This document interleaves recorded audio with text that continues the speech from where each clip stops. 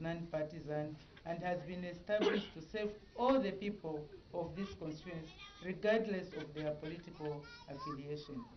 I encourage you to use it to the best of your abilities, safeguard it against any vandalism, and ensure that the development you want to see in your various communities is attained through this important office.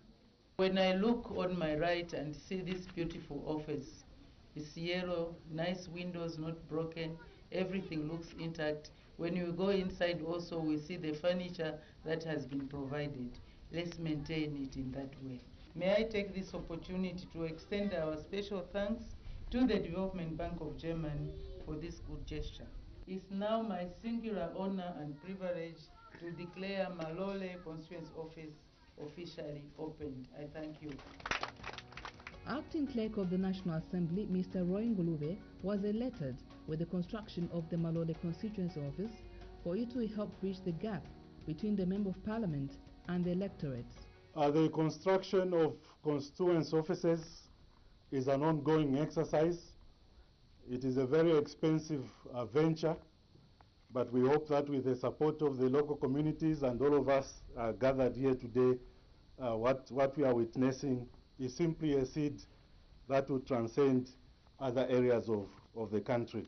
Madam Speaker, the opening of this office obviously is going to provide office accommodation, which is going to facilitate the provision of essential support services, especially that members of parliament are expected not only to be in Lusaka, but also to be in their constituencies to continue to perform their representative roles.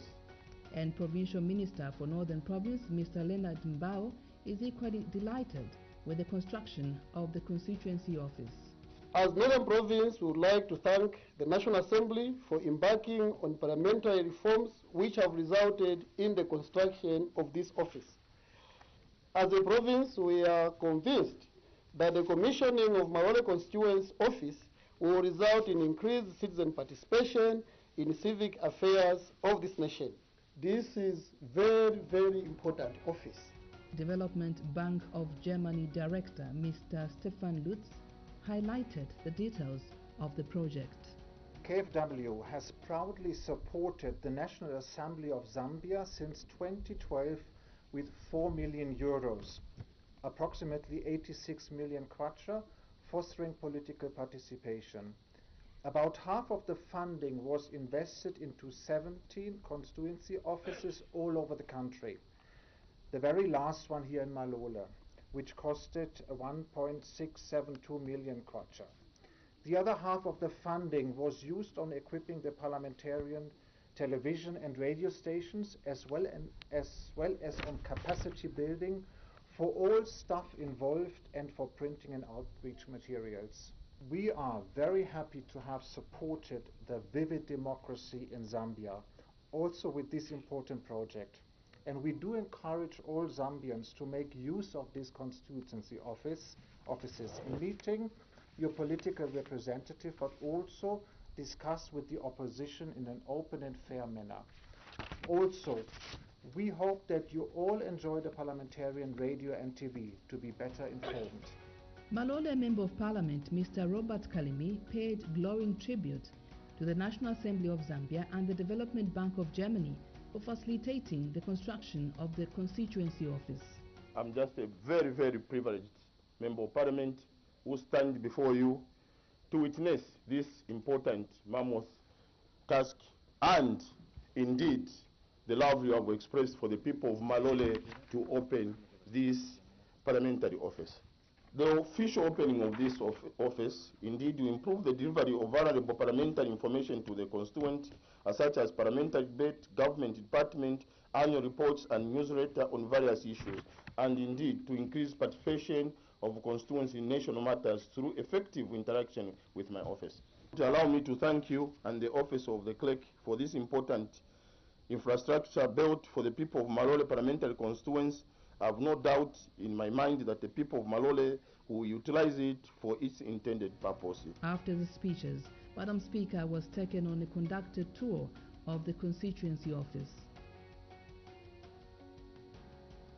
Madam Speaker and other dignitaries then participated in a tree planting exercise, an activity that raises awareness to society on the importance of planting and saving trees, all in an effort to diminish the unfavorable effects of climate change.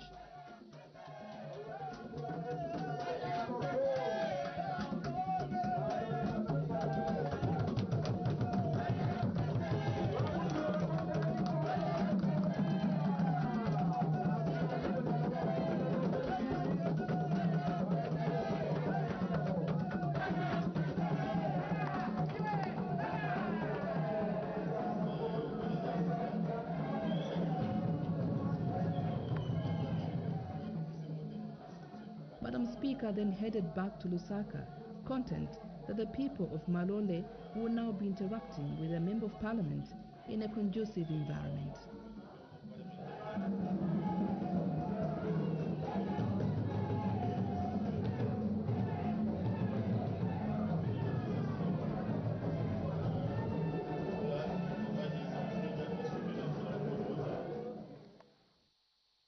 Do you want to keep the good times rolling? Then pay and get bumped up to a higher package. Nimbasela Nafuti by GoTV. Because when you pay your subscription, you get bumped up to the next higher package for free. To get more than enough of only the best entertainment on TV. Nimbasela Nafuti. Visit GoTVAfrica.com for more information and stay connected to get bumped up for free on GoTV. We got you. GoTV. Love it. I always knew that I was adopted. Wife number 8. Excuse us.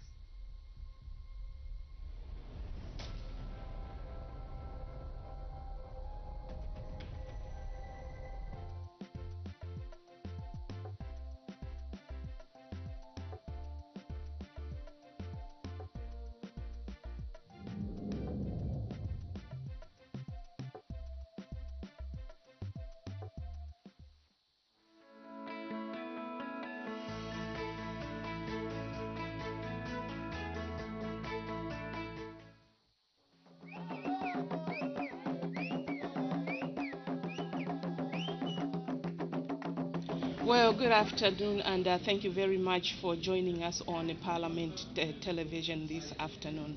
Live debates of the House will be coming your way shortly, and to be with you on live transmission, my name is Pauline Monga, joined by our sign language interpreters Chola Kauma and Jason Manda. And just now we have a look at business of the House on Friday last week, that was 24th of March 2022. Business started with an announcement by the Honorable Madam Speaker, who informed the House that she had received communication to the effect that in the absence of Her Honor the Vice President, who was indisposed, the Minister of Defense, Honorable Ambrose Lufuma MP, had been appointed as acting leader of business in the House from Friday 24th March 2022 until further notice. After that, the House went on to consider question for oral answer understanding order 200. Went on to consider the question for oral answer number 223, understanding order 74. Then the House also considered questions for oral answer number 224 and 231, understanding order 74. Thereafter, the House considered the National Pension Amendment Bill, which was considered at third reading stage, and it has since been passed. The House also considered the Rural Electrification Bill, National Assembly Bill number 5 of 2023, which was also considered at third reading stage, and it was passed. The House then adjourned accordingly at 12:36 hours. And just now we take a short break.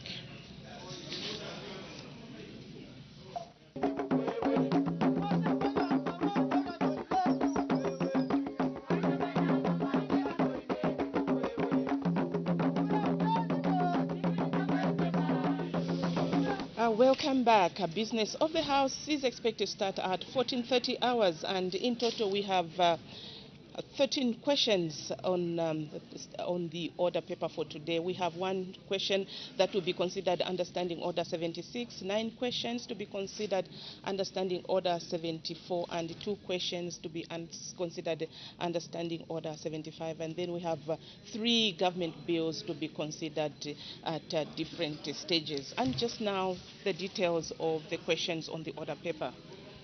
Question 232 is coming from Mr. Yotam Teachalo, Chairman of Member of Parliament, and he wants to pose a question to the Minister, to Her Honor the Vice President, and he wants to know whether government is aware that on 15th and 16th March 2023, several houses and crops in the following areas in Chama district were destroyed due to effects of the tropical storm Cyclone Freddy, and these were Kaozi, Mpala Lusenga, Mwalala and Mavinga, and if so, what urgent measures are being taken to assist the affected families? And question number 223 is coming from Mr. Chewe Lubansenshi, Member of Parliament, and he wants to pose a question to the Minister of Education. He wants to know whether government has any plans to procure computers for all schools in Lubansenshi parliamentary constituency for use in information and communication technology subjects. And he also wants to know if so, when the plans will be implemented, and if there are no plans, why? And question number 234 is coming from Mongo Central Member of Parliament, Mr. Oliver Amutike, and he wants to find out from the Minister of Infrastructure, Housing and Urban Development. And the first part of the question, he wants to know whether government has any plans to rehabilitate the Lusaka-Mongo Road. And the second part of the question, he wants to know when the project will commence, and the third part of the question, he wants to know the estimated cost of the project. And then we have a question coming from Kanchuvia Member of Parliament, Mr. Sunday Chanda, and this is question number 235. And this question is directed to the Minister of Health, and he wants to know whether government has any plans to procure malaria vaccines, and if so, when the plans will be implemented, and how many doses of the vaccines are earmarked for procurement. Further, he wants to know the total cost of procuring the vaccines and how effective the vaccines are going to be, and when the vaccine will be rolled out countrywide. And the next question, which is 236, is coming from Mr. Andeleki Katpombola, Member of Parliament.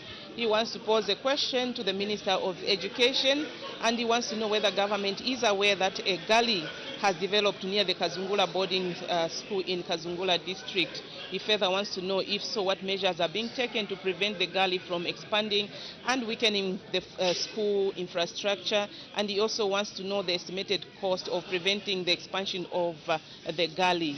Then question number 237 is coming from Kaika Member of Parliament, and he wants to know from the Minister of Water Development and Sanitation whether government has any plans to rehabilitate the following dams in Mkaika parliamentary constituencies, and this is Chisale, Tambo, Walira and Nzime, and if so, when the plans will be implemented. And we look at the government bills that are going to be considered on the floor of the House.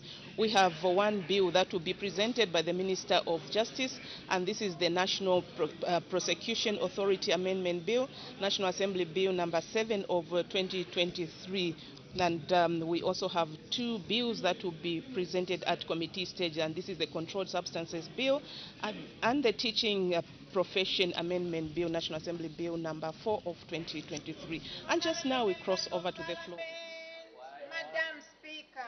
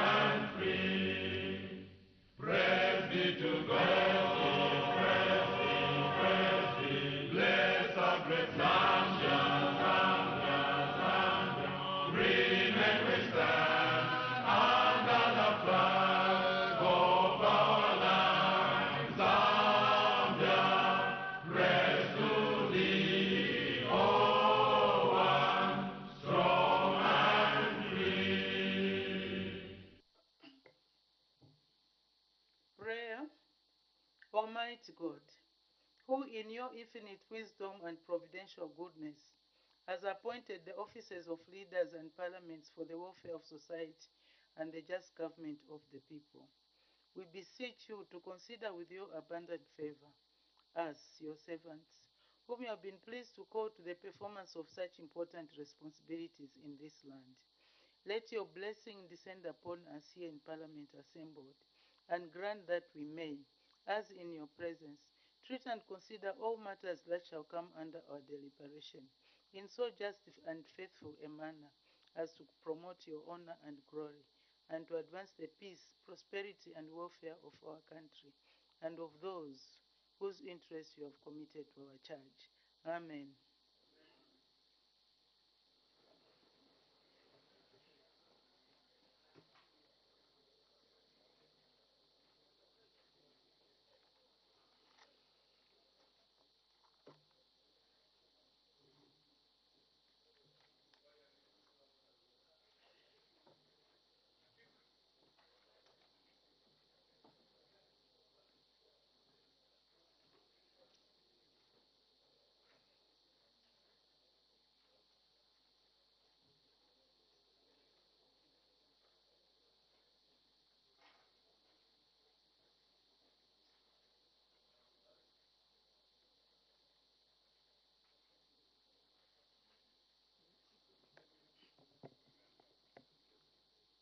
Honorable members, I have one announcement to make, and the announcement is as follows. Honorable members, I wish to inform the House that a workshop has been organized for all members of Parliament to share an update on the role the Zambia National Commercial Bank, ZANACO, bank is playing in the Constituency Development Fund, CDF, empowerment loan. As members of the CDF committee in your various constituencies, the information which will be shared during this workshop will be beneficial for the success of the program. All members of Parliament are therefore being requested to attend the workshop, which will be held on Wednesday, 29th March 2023, in the amphitheatre here at Parliament main buildings, starting at 09:30 hours to 12:30 hours. Please note that attendance to the workshop will be on voluntary basis.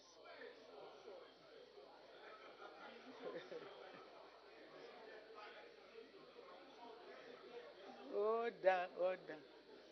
However, order. However, I urge all members to attend this important workshop and make the most of this opportunity. I thank you. I thought you didn't like money.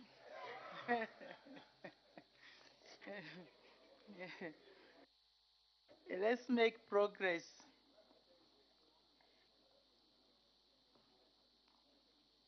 Question for oral answer under Standing Order 76. The Honorable Member for Chama North. Thank you, Madam Speaker. Question number 232. Her Honor, the Vice President.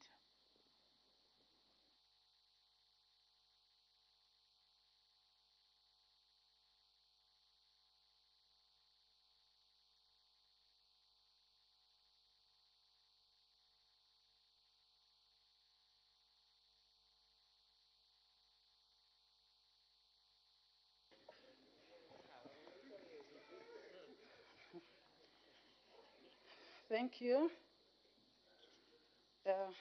Madam Speaker, Mr. Yotam Tachalo, Member of Parliament for Chama North, has asked whether the government is aware that on 15th and 16th March 2023, several houses and crops in the following areas in Chama district were destroyed due to the effects of the tropical storm Cyclone Freddy.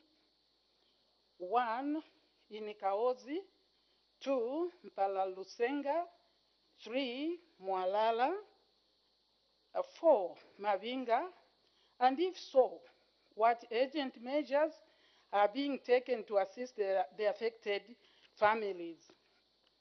In response, Madam Speaker, the government is aware of the destruction of crops and houses in Chama district caused by Cyclone Freddy on 15th and 16th March 2023. The following indicates the hectareage of damaged crop fields and the number of houses completely destroyed in each ward. In Kao's ward, 59 hectares of fields and 20 houses were damaged or destroyed. In Impala Lusenga ward, 60 hectares of fields were damaged and 26 houses were destroyed. Mwalala ward, 165 hectares were damaged and 10 houses completely damaged. Mavinga, 140 hectares of fields and 37 houses. Total, 424 hectares of fields were damaged and 93 houses were destroyed. Madam Speaker, for immediate relief and as urgent measures to support the affected communities in Chama district, the government, through DMMU, has provided both food and non-food relief items as follows. There were 40 tents, 100 cases of 12 bottles per case chlorine, amounting to 350 mils per bottle, salt, 15 cases of 20 kg per case, sugar, 20 cases of 20 kgs, cooking oil, 30 cases with 12 bottles per case of 750 mils per bottle, mealie meal, 100 bags of 25 kg, another type, 250 bags of 10 kg, and beans, 25 bags of 50 kg. In addition, the House may wish to know that Chama district has already received about 718 metric tons of relief maize, translating into 14,360 bags of 50 kg of relief maize, which has also covered the affected areas. Madam Speaker, by way of detail, the relief maize so far distributed to affected households in the 4 wards is as follows. Kaozi, in total, 1,522 by 50 kg bags of maize. Mpala Lusenga, 1,483 times 50 kg. Mwalala, 950 times 50 kg. Mavinga, 900 by 50 kg.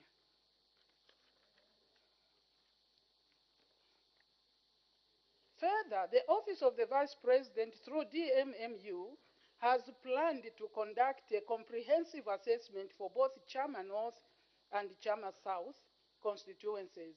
This is intended to ascertain the extent of the disasters in the area and also to map out areas that are hard to reach. Recommendations from the comprehensive assessment will be used to provide a roadmap to mount long-term solutions. For the long term, DMMU will begin by conducting a sensitization campaign using local structures to encourage communities to adhere to tenets of disaster risk reduction, which in part will involve encouraging communities to establish residences on higher ground to avoid flooding. Furthermore, government through DMMU on the 24th of March 2023 released the following items to assist the affected areas in Eastern Province and to support overall preparedness in the region. Mealie meal, 25 kg bags, 250. Mealie meal, 10 kg bags, 250. Beans, 50 kgs of 25. Cooking oil, 750 mils bottles, 15. Sugar cases, 20 kg per case, 10. Salt cases, 20 kg, 5. Chlorine, dozens, boxes of 12 bottles, they are 50. And the tents, various sizes, are 50. Madam, I thank you. Thank you. Supplementary questions. The Honorable Member for Chama North. Thank you, Madam Speaker. Thank you, Vice President, for your reaction. I think I want to state here, Your Honor, the Vice President, that this disaster happened between 15th and 16th March this year. As I am talking, up to this time, our people have not received any help.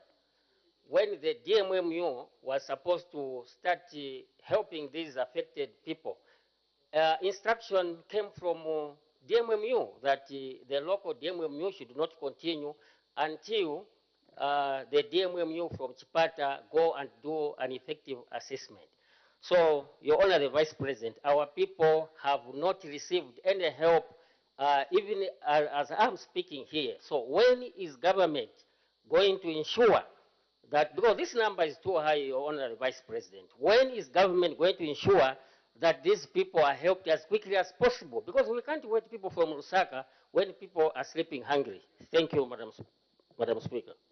Thank you, Her Honor, the Vice President. Thank you, Madam Speaker, and I thank you, the Honorable Member, because then what the member is bringing here is totally contradictory to what I am giving, because this is information that we are getting on the ground and the things that we are sending from here. And we are generally in touch with the DC there. That is one of the people that we are in touch with, including the regional coordinator. So if what the member is telling me and has been speaking to the people on the ground, then I wonder. But this is the response that I have in being in contact with the people on the ground. I think I've given what has been given by the DMMU since the happening or since the cyclone came on the scene, which is 15th and 16th of March. That is the information I have. If it is totally contrary, then I think that would be a serious breakdown. Thank you. The Honorable Member for Ron. Thank you very much, Madam Speaker, and thank you very much, Your Honor, the Vice President. And I want to commend your office and the DMMU from your statement, indeed, for acting swiftly and taking relief to our brothers and sisters in Chama North. Going by your statement, Your Honor, the Vice President, you have mentioned the measures that you are taking as a government, both in long term and indeed in short term. But I want to find out from you, Your Honor, the Vice President, as to whether the relief food that you have given to our brothers and sisters in Chama North is going to sustain them until the next farming season, looking at the devastation that was caused to their fields. We saw in the scripts where they were being given bags of mealie meal. What is the long term, Your Honor, the Vice President, that government is going to make to ensure that this relief is just not relief for an instance, but something that will see them to the next harvest season? I thank you, Madam Speaker. Thank you, Her Honor, the Vice President. Thank you, Honorable Madam Speaker, and I thank the Honorable Member who says this relief, and I think the word relief is actually what it means. It's not a permanent situation for the whole year, because we know that, for example, the destroyed fields That means people are not supposed to take that currently. But we come in. It's a mitigation issue, madam, so that people don't die because something has come. For the long term, I believe that there is preparation to that. And this is the concern, madam. This is happening not only in Chama. Honorable members can tell us exactly where all these mitigation measures are taking place. I cannot stand here and commit that DMMU will continue to feed the people for the whole year. We are going to see, like I've said, there will be assessment to tell exactly who is the really needy person. We have not said all the fields are destroyed. I think there will be more information. I cannot make that commitment. Madam, whatever has happened, we have to come in so that people don't die instantly because they are found outside, they have no shelter, they don't have food to take immediately. We come through, and then we continue to do assessment. But to say throughout the year will not be something I can commit to now. We pray there is something more permanent to that. Thank you, Madam. Thank you very much. The Honorable Member for Chama South. Thank you, Madam Speaker, and thank you, Your Honor, for your responses. Your Honor, the people of Chama are very delighted to hear the amount of food that the government is giving them. You've mentioned bottles of cooking oil, beans, which I have to report to you, Your Honor. And we want to tell the people of Chama through you, Madam Speaker, that the government is sending these items to them. As to whether they are receiving these items, that's the question that Your Honor, you and us as elected leaders should make a follow-up. Supplementary question. Ask a supplementary question. Do not debate. I wanted just to explain to the people, Madam Speaker. It's for the benefit of yourselves. Order, order. Order. Honorable members, as you stand up, please ask supplementary questions. Do not debate. Thank you. It's not a time for debate. If you want to debate, move a motion on Wednesday, then we can sit and debate the issue.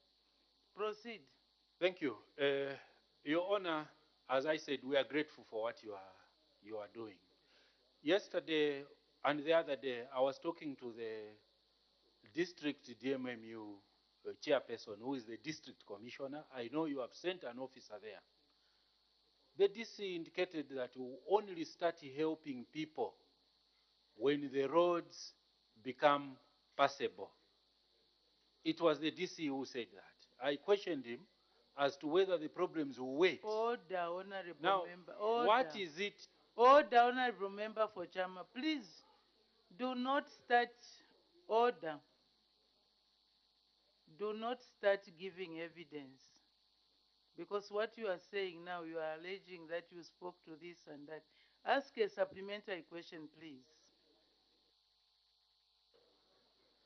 My question, Madam Speaker, is whether our Honor the Vice President is aware that the help that you are sending to the people has not yet started reaching the people because of the reasons that I'm giving. It's very possible for these technocrats to mislead governments. Don't wonder. I'm very open. I'm asking. I submit, Madam. Do not answer your question. You ask a question, then you answer it. I mean, what is the use of asking the question if you already know the answer? Her Honor, the Vice President. Thank you, Madam Speaker. Thank you for the guidance. I really think that the instructions for this relief, Madam, people should come back to us and say we are unable. Because if people are hungry, we cannot say until. I don't think that is the way DMMU works. We have had disasters in other places. If we had to fly in with choppers, we try to do that. So I'll just follow up to see what the honorable member is bringing to the table. I will follow it up and see what is really happening. Thank you, Madam. Thank you. So, Honorable Member for Chama North, Honorable Member for Chama South, the issues that you have raised, Her Honor the Vice President is going to make a follow-up to ensure that indeed the relief that had been sent has been received by the people. The Honorable Member for Mbavala. Thank you so much, Madam Speaker. Thank you so much, Your Honor, the Vice President. And I wish to commend the good work which you have done in Chama as well as in Mbabara, where we had the disasters in Hagaroba and the Kabimba areas. Now, Your Honor, the Vice President, are you considering improving the package of the services you are providing to include mattresses wrapped in plastic? Because when the disaster happens, people sleep on the floor, which is wet. So could we provide that relief as well? Thank you. Her Honor the Vice President. Thank you, Madam Speaker, and I would like to thank the Honorable Member. That is again a question that is done according to assessment. There is no package. There is nothing for us to say every time we have a disaster, this is what we take. There is no package that we can refer to. If you have seen what I've sent here, there are no blankets for example. In some other places, depending on the type of disaster, we also send blankets. So it is not a standard package. We continue to assess and then we give as need arises. So I will not make that. We will improve the package and have a permanent package for everybody because the effects are not exactly the same. Thank you, Madam. Thank you. The Honorable Member for Bwengwa.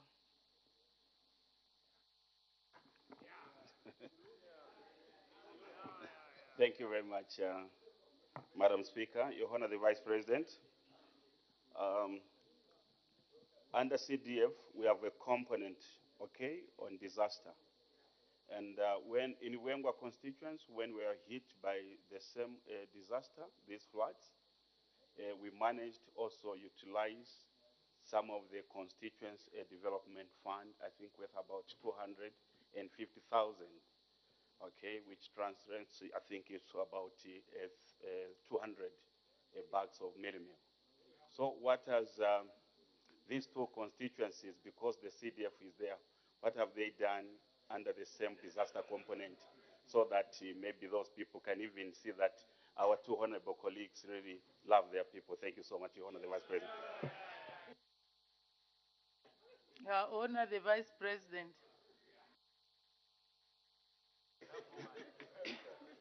Thank you, Madam Speaker. And I would like to thank the Honorable Member. The issue of the 5% of 60%, I think this is the way this comes out. I think we have debated it here. That should be used as the quickest response in all the constituencies. I remember standing here, Madam, saying, don't use the 5% of the 60% on other issues so that you could quickly respond using that 5%. But that 5%, even standing on this floor, I said, Madam, this cannot be enough. Because if you calculate, it may not do all the things that we need to do. But in the fastest, in the quickest response, use that. And tell us that you have used this 5%. Because I think many constituencies will run to us before they use that. But if you look at Chama district, particularly Chama North, he will agree with me, honorable members, that they have been coming here. The support, the figures you see, started a long time ago because they were also assessed under vulnerable for the previous season. This is why you see the figures so high. If you have been following us, between the honorable member for Chama North, he has been saying that, and we said that's why you have seen the figure looking so big, because we have been working with them. But I remember following up on the issue of what will people be eating. Under FRA, we have also opened under community sales for maize. So Chama is one of the districts where people can buy under community sale.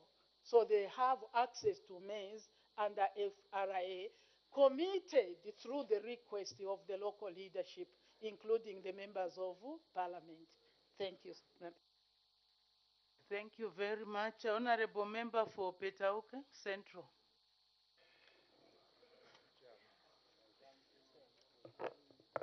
Thank you.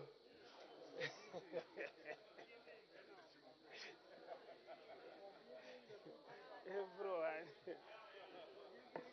Thank you, Madam Speaker, for giving the good people of Petauke this opportunity to ask a follow-up question on behalf of the good people of Chama. Her Honor the Vice President, greetings from the good people of Petauke and Chama.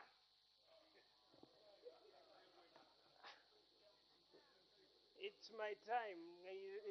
Let me ask the question. Order.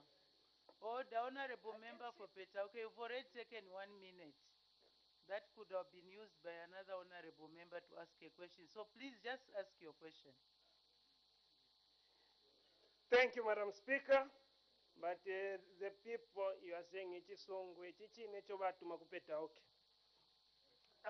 Madam Speaker, the question to our Honor the Vice President. Our Honor the Vice President, there was the animal conflict in Chama, which left the people of Chama without food.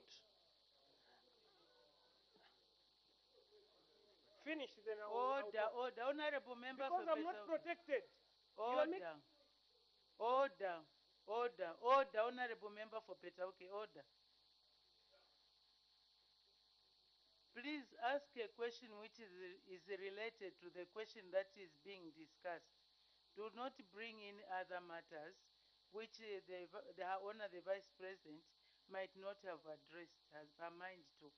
Here we are talking about the disaster which was caused by the cyclone Fred. That's what we are talking about. I don't know, the animals here do not form part of the cyclone Fred. So please ask your question. Thank you, Madam Speaker. I'm guided. Honor the Vice President, your office gave food to, thank you for giving food to the people of Chama, those who were affected with Fred cyclone, and also you gave food to the people who were affected by animal conflict. Now, this number which you have said, 14,000 bags of maize, which you have helped the good people of Chama on behalf of the good government of Zambia. Yeah.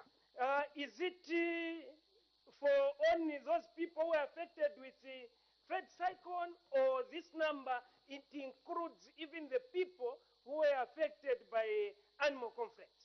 I thank you. Nkazi kandaso constituency kwanu siwamfunani vantu endani mukavaona. Honorable Member for Petauke, when I reluctantly call upon you, please use the time proper. Otherwise, I'll start doubting whether I should give you the floor or not. That question is not related to the question that is being discussed. The Honorable Member for Lundazi.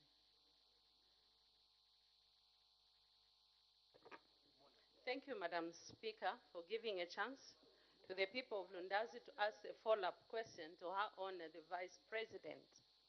Her Honor the Vice President, Cyclone Freddy has affected even the people in Lundazi and many other places, and there was a warning to that effect.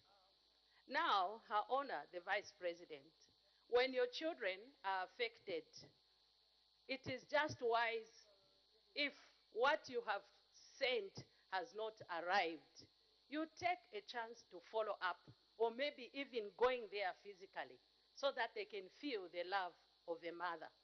Her Honor the Vice President, is your office planning to go and visit the people of Chama, including the people of Lundazi, some who are almost cut off by this cyclone Freddy? I submit.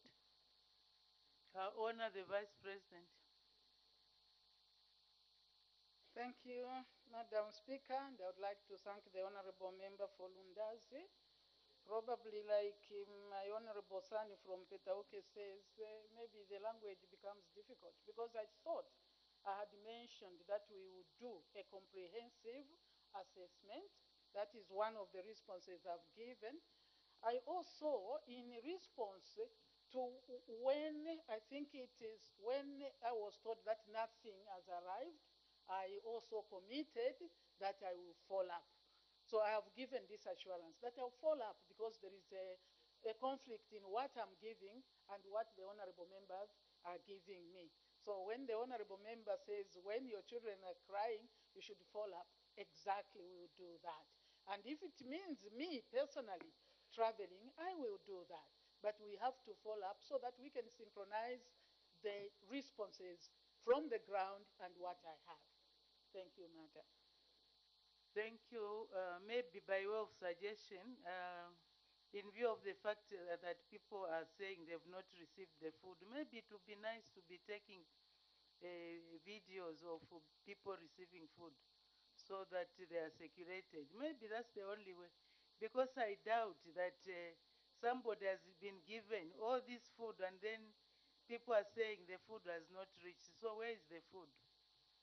There must be a problem here. The Honorable Member for Chinsali. Thank you, Madam Speaker. And thank you so much, Her Honor, the Vice President. I would like to commend your HQ because what I've noted is that I think your office is responding to the disasters. It's responding, but what I've also noted that I think there is a disconnect between the local DMMU administrations and the members of parliament as well as other stakeholders. I say so because even last week when I raised the issue of the road, the bridges in my constituents, DMMU was ready to, at HQ, it was ready to respond and they responded with boats. Now, unfortunately, the boats cannot work where they were sent because what was needed was just culverts and there was no need for a boat. So even when the boats were when they arrived in Chinside, people were asking the DC that, no, Baba DC, Honorable Member, yes. Now you are giving us evidence and a story. This is time for supplementary questions. If you want to engage Her Honor the Vice President, please do so quietly. Do not start giving us stories of what culverts, boats, and what is your supplementary question? And learn from the Honorable Member for Kasama Central. She knows how to ask questions. She's your neighbor there. No, thank you, Madam, for your for your guidance, and I will do so as advised. Should I finish that? So that's how they asked that number at DC. The boat cannot pass it. Anyway, let me ask my supplementary question. I honor the Vice President. What is your office doing to improve the engagement that should be there between the office of the DMMU and the members of parliament as well as stakeholders so that we should not have this situation where food has been released at DMMU HQ, yet the stakeholders do not know that the food has been released? Because if that is done, we cannot have members of parliament saying that the food has not come, yet your office has done a noble job. Thank you so much, Madam Speaker, and thank you so much, Her Honor the Vice President. Her Honor the Vice President. Thank you, Madam Speaker. I think the engagement between the people's representative and the office of the DMMU must be strengthened. And this is why we have said, come, sometimes we want to be like one honorable member since we don't debate ourselves, who wants to raise the same points with the Vice President in Parliament and so on.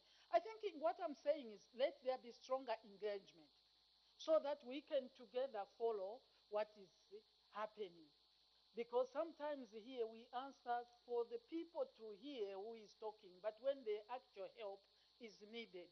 Yes, I understand, and I think we will do that. We have to engage because my office will receive, this is the recommendation, and we follow the recommendation. And if the ground is different, then it means even the member of parliament and my office, we are failing because we should know exactly what is needed. Let us strengthen, madam, the engagement with the members of parliament and the office of the DMMU under the vice president. Thank you. Thank you. I think we have spent a lot of time on this question. 1, 2, 3, 4, 5, 6, 7 members, honorable members have asked. So I'll allow 3 more in the manner that they have indicated. The honorable member for Lubanseshi, then followed by the honorable member for Mukushi North, then the honorable member for Bwana Mukuba will be the last. Honorable member for Lubanseshi. Thank you so much, Madam Speaker, for the opportunity to ask a follow-up question to the Vice President. Honorable Vice President, the people of Chama North, they have this problem that the office has responded positively, but unfortunately food hasn't reached the ground. Now, they are anxiously waiting. Are you able to tell them the time frame that they are going to receive this food? Because I believe in that this food is already in the constituency or in the district, but because of 1 or 2 reasons, now they are very much interested to know when exactly are going to receive this food so that they can clear their minds. I submit. Order. Honorable member for Petauke, please, I'm trying to accommodate you, so please don't push me against the wall. If you knew, you just keep to your seat and follow the proceedings. I honor the Vice President.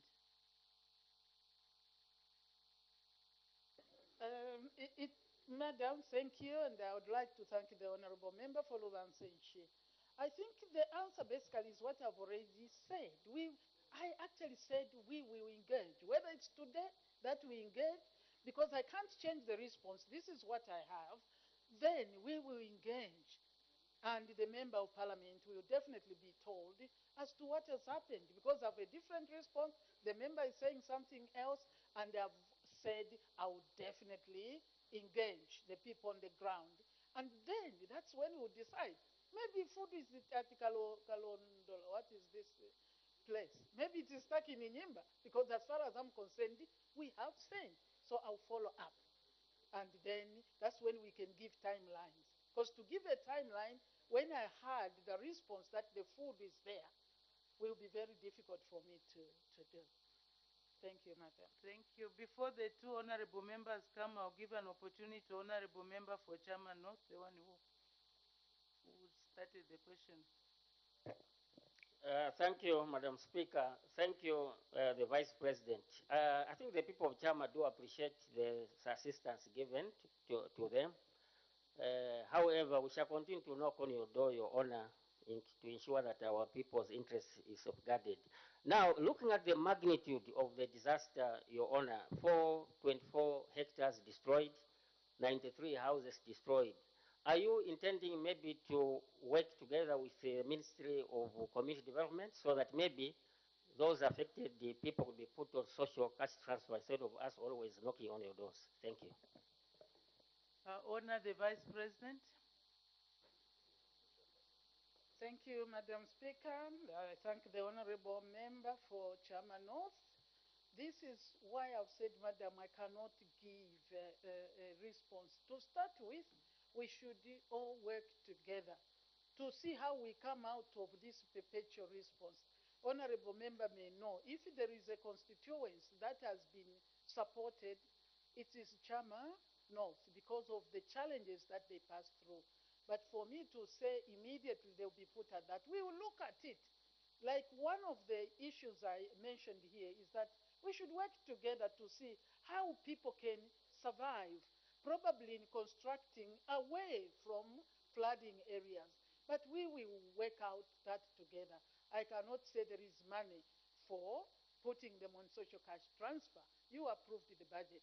But indeed, when issues come, we will look at them. But that commitment would be too heavy for one member of the cabinet to just say, we will put all of them on social cash transfer. But it is one government who will look at it and see. But at the end of the day, the honorable member must help us on how are we going to find a permanent solution? Because there's no government that can feed people throughout the year. And if it is prone to floods. That's why I said the support started far much earlier than the issue of Cyclone Freddy in Chama. So we need to work together and see how do we find a permanent solution. So we will work together with you, with the entire executive to find a solution. Thank you, Madam. Thank you. The Honorable Member for Mukushi North. Thank you very much, Madam Speaker. Honourable Vice President, you have indicated the measures that you are taking to our people in Chama North, where food is concerned. I haven't heard you talking about the mitigation measures that are taking place in Chama North in terms of those that have lost their buildings, houses. What measures is government taking for those people that have actually had their houses collapse? What is it that government is doing? Thank you very much. Honor the Vice President. Thank you, Madam Speaker, and I would like to thank the honorable member for Mukushi North, Mukushi. I think when I started mentioning some of the items, one item I mentioned was tents. Unfortunately, at a time like this, even the issue of families sometimes get disturbed because the tents are of different sizes. I read that. So we have given also some tents, which are not equal to 90, so that you are saying families. I believe, like in other places I went where they had tents, sometimes women are lumped on their own, this age here, for people to survive before there is any permanent infrastructure. But we have sent tents there also. Thank you. The last will be from the Honorable Member for Bwana Mkubwa. Thank you, Madam Speaker, for allowing me to ask Honourable Vice President a follow-up question. Honourable Vice President, people of Chama, about 424 hectares of their crop is affected.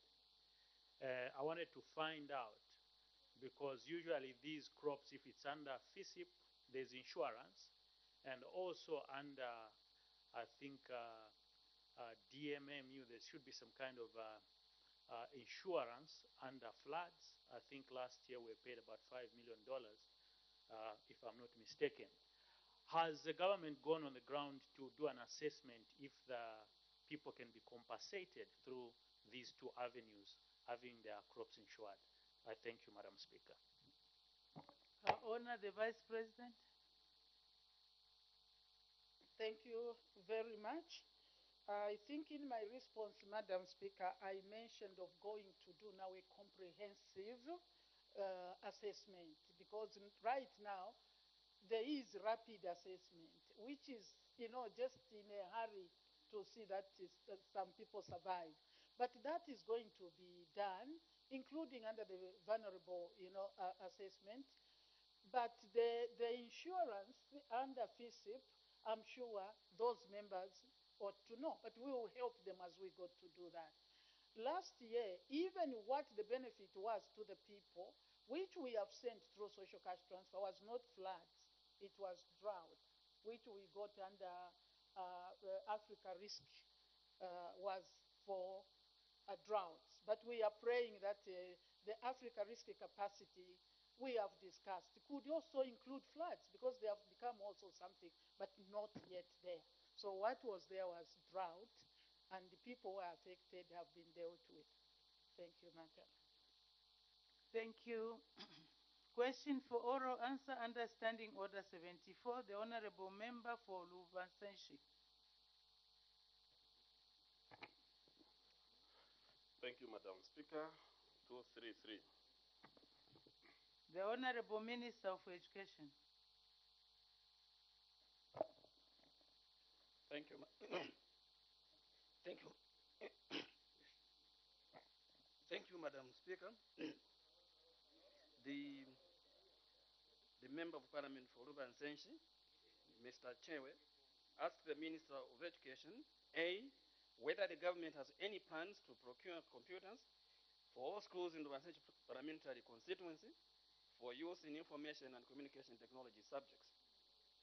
B, if so, when the plans will be implemented, and C, if there are no plans, why? Madam Speaker, I wish to inform the House that A, the government has plans to procure computers for all the schools in Rubansenshi parliamentary constituency for use in information and communication technology subjects. B, the procurement of teaching and learning materials, which include computers, is an ongoing process. You may wish to note that so far, 55 schools have received desktop computers and 25 schools have received laptops in Rubansenshi parliamentary constituency, which include schools, among others, Katopola, Don Bosco, and Chifwele primary schools. And then C, due to the response in Part A, Part C falls off. Thank you, Madam Speaker. Thank you. Supplementary question, Honorable Member for Rubansenshi. Thank you so much, Madam Speaker. Thank you so much, Honorable Minister for Education, for providing those answers. Now, the people of Rubansenshi would like to find out from your ministry, when are you able to supply the remaining schools with computers, taking into account that the ICT subjects are not waiting, because these students are due for this kind of subjects, and it's for this reason they have sent me to say, kindly ask the minister when we should receive these computers in these remaining schools. Thank you. The Honorable Minister for Education. Thank you, Madam Speaker. I think I had indicated that the supply of computers and other learning materials is an ongoing process. So ongoing is ongoing. So they will be supplied as we go on. Thank you. Thank you. Further supplementary questions? Honorable Member for Rubansenshi, do you have one? You have another one? Or you are done? If you are done, I will allow 2 more questions. Honorable Member for Matero.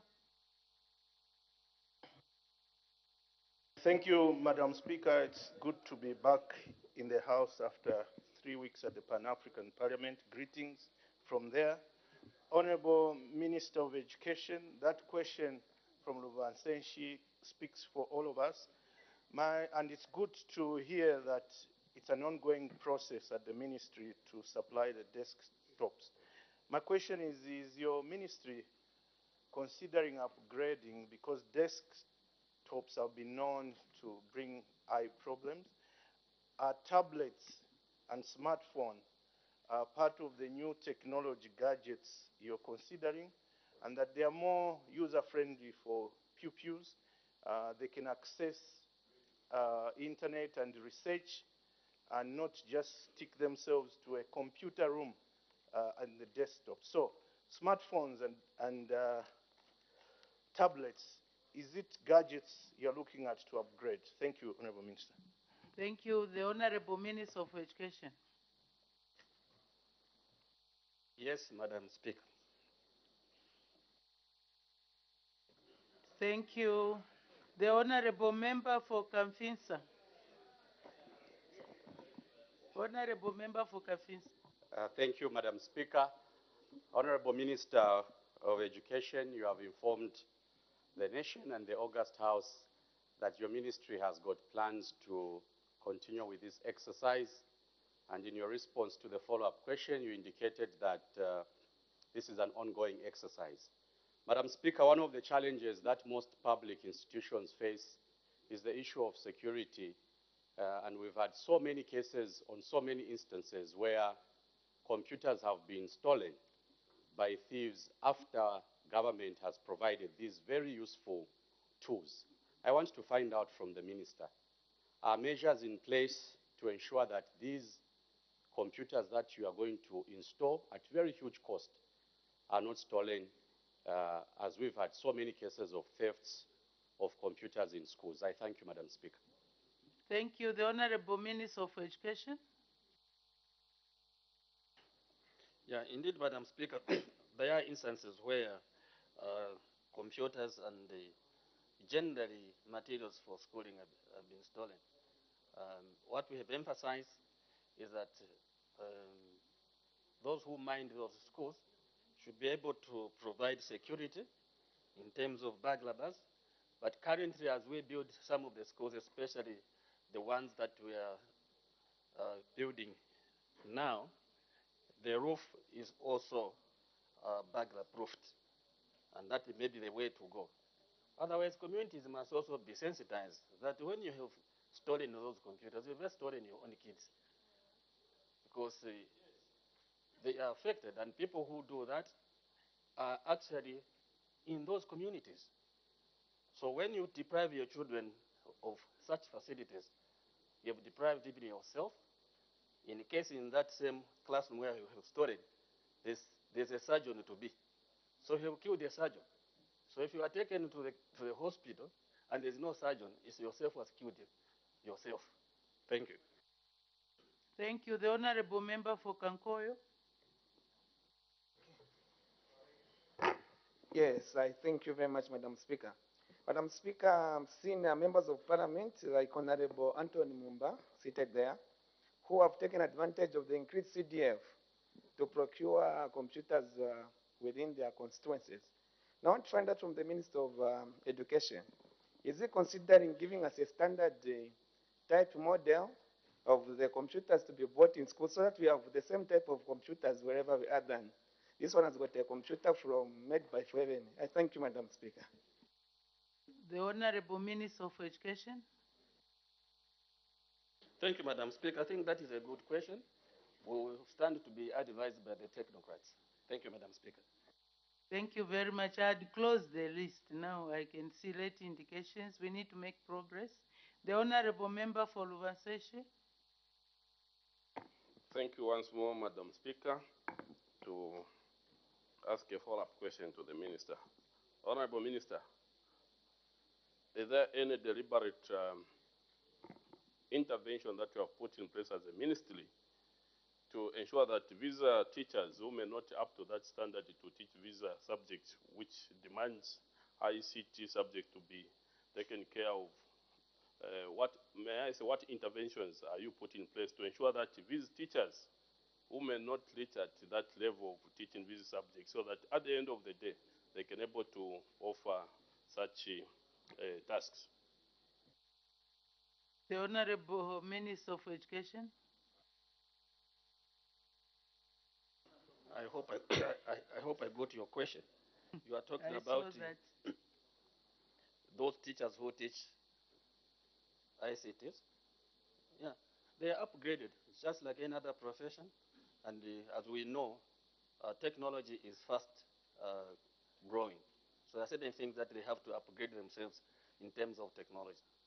Thank you. The Honorable Member for Bonamkubwa. Thank you, Madam Speaker, for allowing me to ask a follow-up question to the Honorable Minister of Education. Minister, thank you for your answers. You've already mentioned that this is an ongoing program to distribute computers to the schools, especially for the people of Luvansenshi. I just wanted to find out, perhaps it's important, Madam Speaker, that we know the roadmap or the plan as and when some of these computers will be distributed, so that we can be well informed as we also tell our people from the constituencies. I thank you, Madam Speaker. The Honorable Minister of Education. It's a bit difficult to, when you have already said ongoing, because ongoing is just ongoing. there's no time frame ongoing. Because if you are working, you can't say that what is working. So ongoing is really ongoing. And this is not for only Rubansesh. I think even the Banamukuba things are ongoing, isn't it? Yeah. The Honorable Member for Solwezi East. Thank you very much, Madam Speaker. Minister, following up what Honorable Member for Matero asked concerning the introduction of or the usage of smartphones in schools, what is the government's position? Because we still have schools that are rigid to students using smartphones because of the negative effects that it has. What is your position for such schools that indeed we need to use smartphones in addition to computers and laptops? Thank you. The Honorable Minister of Education. I'm not quite sure about resistance. We need to find out what is happening, because otherwise maybe it is an issue to do with what they use those smartphones for, apart from academic. But otherwise, if it is us who are providing, it will be specifically for academia, not just going with a smartphone in school and say that I want to use this. It can also be used for ill intentions, and sometimes it can corrupt morals of the kids. So as a ministry, we make sure that those are specifically for academia. Thank you, Madam Speaker. Thank you. The last question, Honorable Member for Kawata. Thank you, Madam Speaker. Honorable members, we keep on going away. The quorum, please, we need to come back. I've seen the benches, most benches are empty. Where are the honorable members?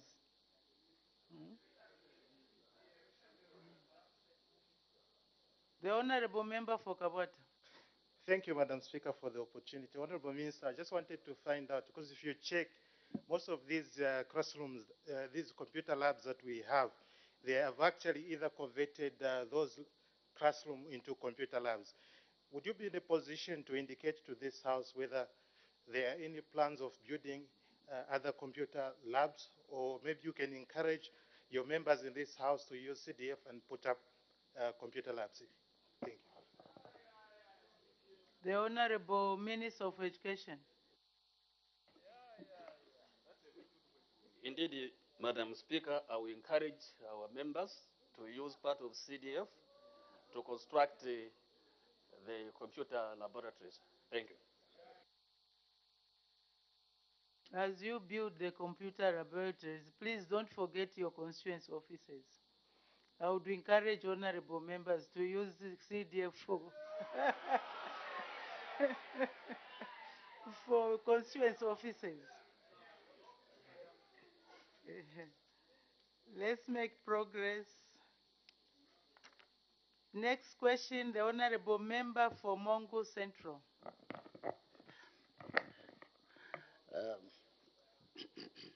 Thank you very much, Madam Speaker.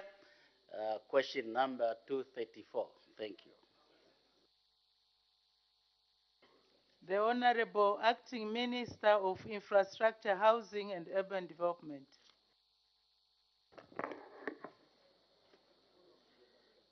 Thank you very much, Madam Speaker. The Honorable Member for Mongo Central, Honorable Mtike, is asking the Minister of Infrastructure, Housing and Urban Development a question in three parts. A, whether the government has any plans to rehabilitate the Lusaka-Mongu Road. B, if so, when the project will commence. And C, what estimated cost for the project is. Madam Speaker, in A, the government has plans to rehabilitate the Lusaka-Mongu Road. In B, the rehabilitation of Lusaka-Mongu Road will commence once the preparation of the designs has been completed and funds secured.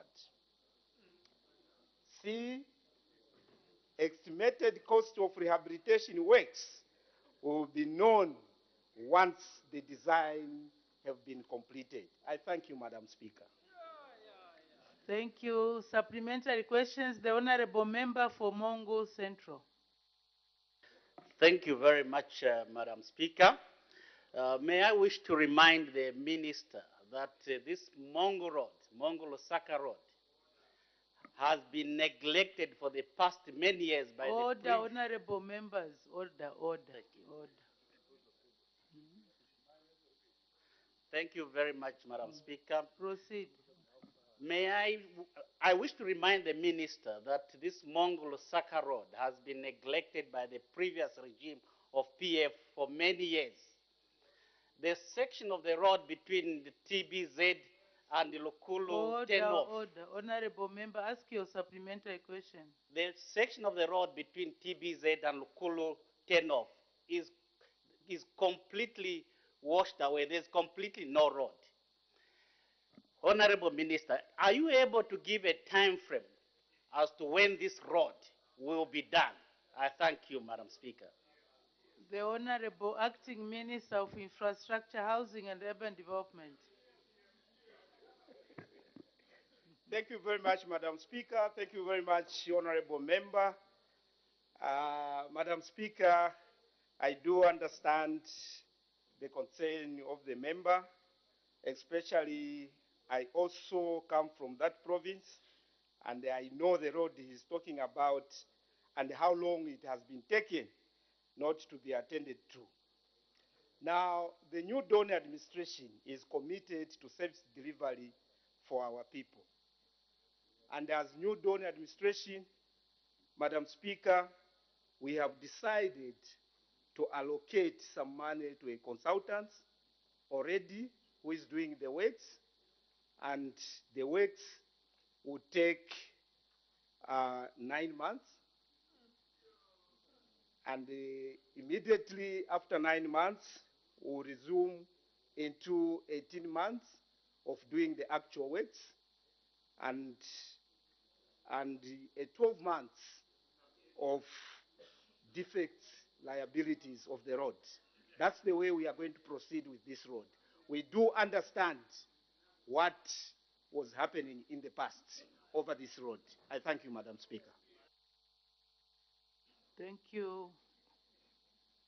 The Honorable Member for Luena. Thank you very much, Madam Speaker. The people of Luena are very excited to hear a timeline attached to the reconstruction and rehabilitation of the Mongo-Lusaka Road. Now, my question is, whilst this design is being done, is this design going to concentrate only on the section between TBZ, Tatayoyo, and Katunda, or we are redesigning the road all the way from Tatayoyo to Mongo? Because there are many sections that are becoming bit by bit dangerous, and sooner or later they will fall into a state of disrepair like it is between Katunda and Tatayoyo. So even as we are grateful for the bridge that has been completed, can you indicate whether the road will be rehabilitated from Tatayoyo all the way to Mongo? Thank you. The Honorable Acting Minister of Infrastructure, Housing and Urban Development. Thank you, Madam Speaker, and thank you, Honorable Member. As this truly reflects how important the road is. Madam Speaker, the money which has been committed will cover 87.3 kilometers. That is from Tateyoyo to Katunda Lukulu Junction Road. I thank you, Madam Speaker. Thank you. The Honorable Member for Sesheke. Minister, it's unfortunate that the people of Mongo,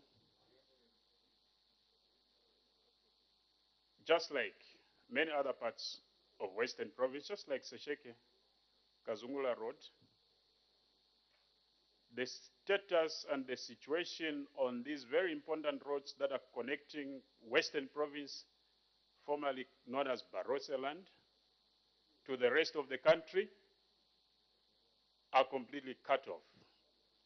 A situation that the people of Western Province feel could be a deliberate move to cut them from the rest of the country. Now, Minister, my question,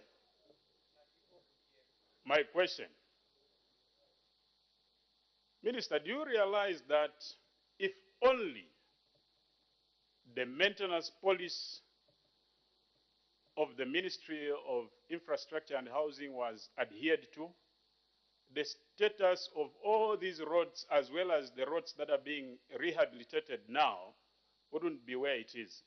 Do you agree with me that this is the problem? And if yes, what is your response?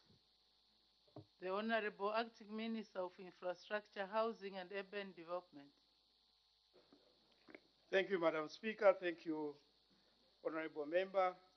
Indeed, yes.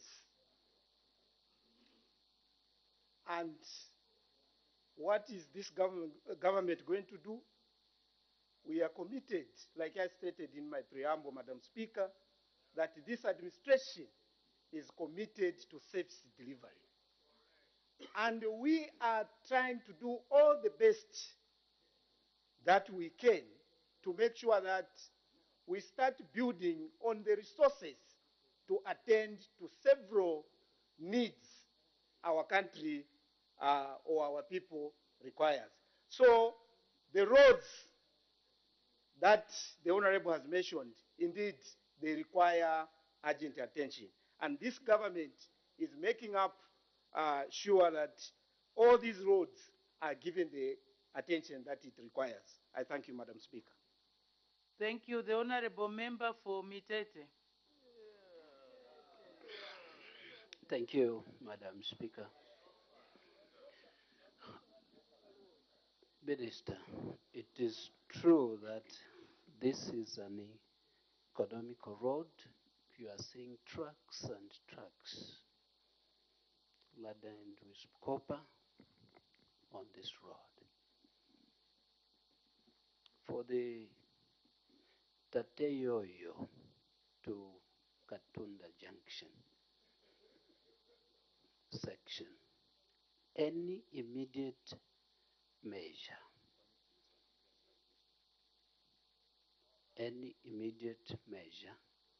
that can help as we are waiting for the 9 months, the 12 months, any immediate measure that government can do on this section. But after you would have gone all the way to Katunda, do we see the light of reaching Lukulu, Watopa, Mumbeji? Thank you, Madam Speaker. The Honorable Acting Minister of Infrastructure, Housing and Urban Development. Thank you very much, Madam Speaker. Thank you very much, Honorable Member. Indeed, Madam Speaker, the Lusaka-Mongu Road has been in bad shape for some time. And, Madam Speaker, as soon as we took power, this government has shown commitment to attend to this road. One of the evidence is the just completed hook bridge, which we are just about to commission. That shows that this government is really very committed to service delivery. And I want to assure all members of parliament from Western Province that this road will be attended to by this administration. And Madam Speaker, though it's not allowed, he has given me 2 questions. He was supposed just to ask 1 question. The issue to do with Lukulu, Mumbeji, Watopa Road. This from Katunda, indeed. Madam Speaker, I have said in my preamble that this government is committed. These are some of the roads this government is going to attend to. So let the honorable member know that the Katunda Lukulu Road will be attended to by this government. I thank you. Thank you. I will allow a few more questions because we have exhausted the question. I think Honorable Member for Solwezi East. Thank you, Madam Speaker. Madam Speaker, I was delighted this afternoon when coming here. I found the Zambia Army doing some cleaning up of Addis Ababa Road. And the drainages picking up, the garbage. Kudos to the Zambia Army. Madam Speaker, through you, Minister, do we see this government having a deliberate policy to the would-be contractors working on the road that you have said and many other roads in Zambia, taking a deliberate intervention of making sure that the roads have proper drainage system? Because without proper drainage systems, most of these roads will have water logged and so on, then they get damaged. We want to see proper drainage. Do you have such kind of a deliberate policy? Thank you. The Honorable Acting Minister of Infrastructure, Housing and Urban Development. Thank you, Madam Speaker. This government believes in quality, delivering in time within the specified arrangements. And also, this government believes in quality in relation to the value of the money. So such issues to do with the drainages, quality of road, those are some of the aspects this government is putting in consideration whenever we are providing service delivery. I thank you. Thank you. The Honorable Member for Kamfinsa. Thank you very much, Madam Speaker. Madam Speaker, the Patriotic Front government spent huge sums of money to build... Order. Honorable Member for Kamfinsa, please let's not bring in party politics. Ask your supplementary question. Madam Speaker, the previous government spent millions of public taxpayers' money with partners to build an industrial yard in Mongu, which means that this road leading to the industrial yard is very important. Madam Speaker, from Mongu to Kalabo, taxpayers' money was used to build another very expensive road. My follow-up question. With your permission, Madam Speaker, can I proceed? Can we have some order, please? Proceed, the Honorable Member. Ask your supplementary question. Madam Speaker, I'll ask my supplementary question in the manner that will allow everyone to understand my point. My question to the Minister, Acting Minister of Infrastructure. The previous government spent money on these two very important projects. You are repeating yourself, Honorable Member. Can we ask the question? Time is running. We have other matters to attend to.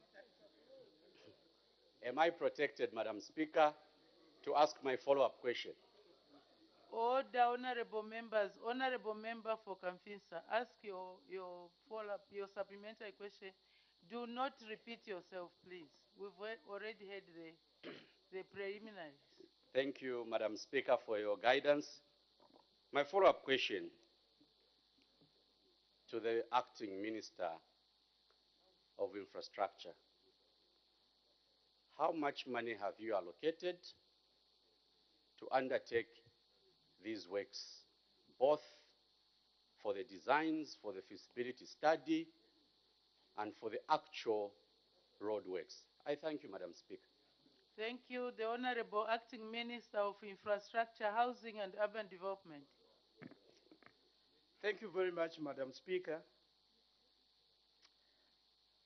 Madam Speaker, it's it sounds sad when somebody starts talking about what happened in the past in regard to Lusaka Mong Road. Because that road, I was seated there. I know how we were being answered. For somebody to say there were some money which was being spent on that road, it makes us feel very bad on that. Now, coming to your question, Honorable Member, is that I stated in my first answer that the money for designs and preparation of tender documents, which has already been allocated, is 5 million for the design. And not until the designs are done and the tender documentations are done, that's when we can know the cost of the road or the money that are going to be allocated to this road. I thank you, Madam Speaker. Thank you. The last question will be from the Honorable Member for Petauke.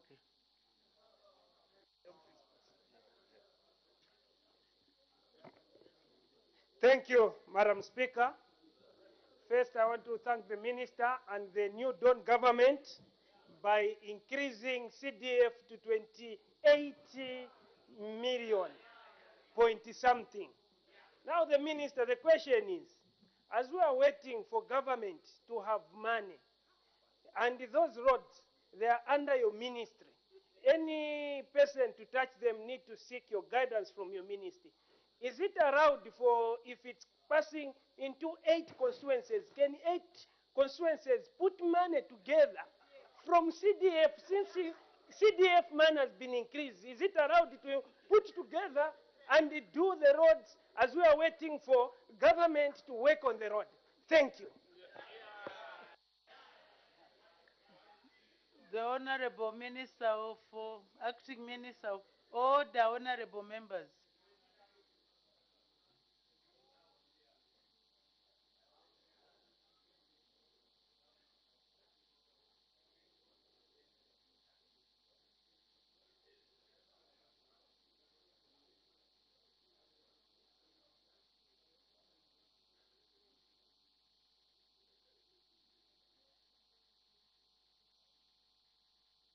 The Honorable Acting Minister of Infrastructure, Housing and Urban Development. Thank you very much, Madam Speaker. First of all, Madam Speaker, CDF has got guidelines. The way this money is supposed to be used is guided by following what is stipulated in the guidelines. And also, the honorable member should know that even CDF is government money. And the projects that are driven by CDF are identified by the communities. So, Madam Speaker, in short, the honorable member should acquit himself with the guidelines of CDF. I thank you. Thank you. Order. Next question. Order, honorable members. Next question, the honorable member for Kanchivia. Madam Speaker, question number 235. The Honorable Acting Minister of Health.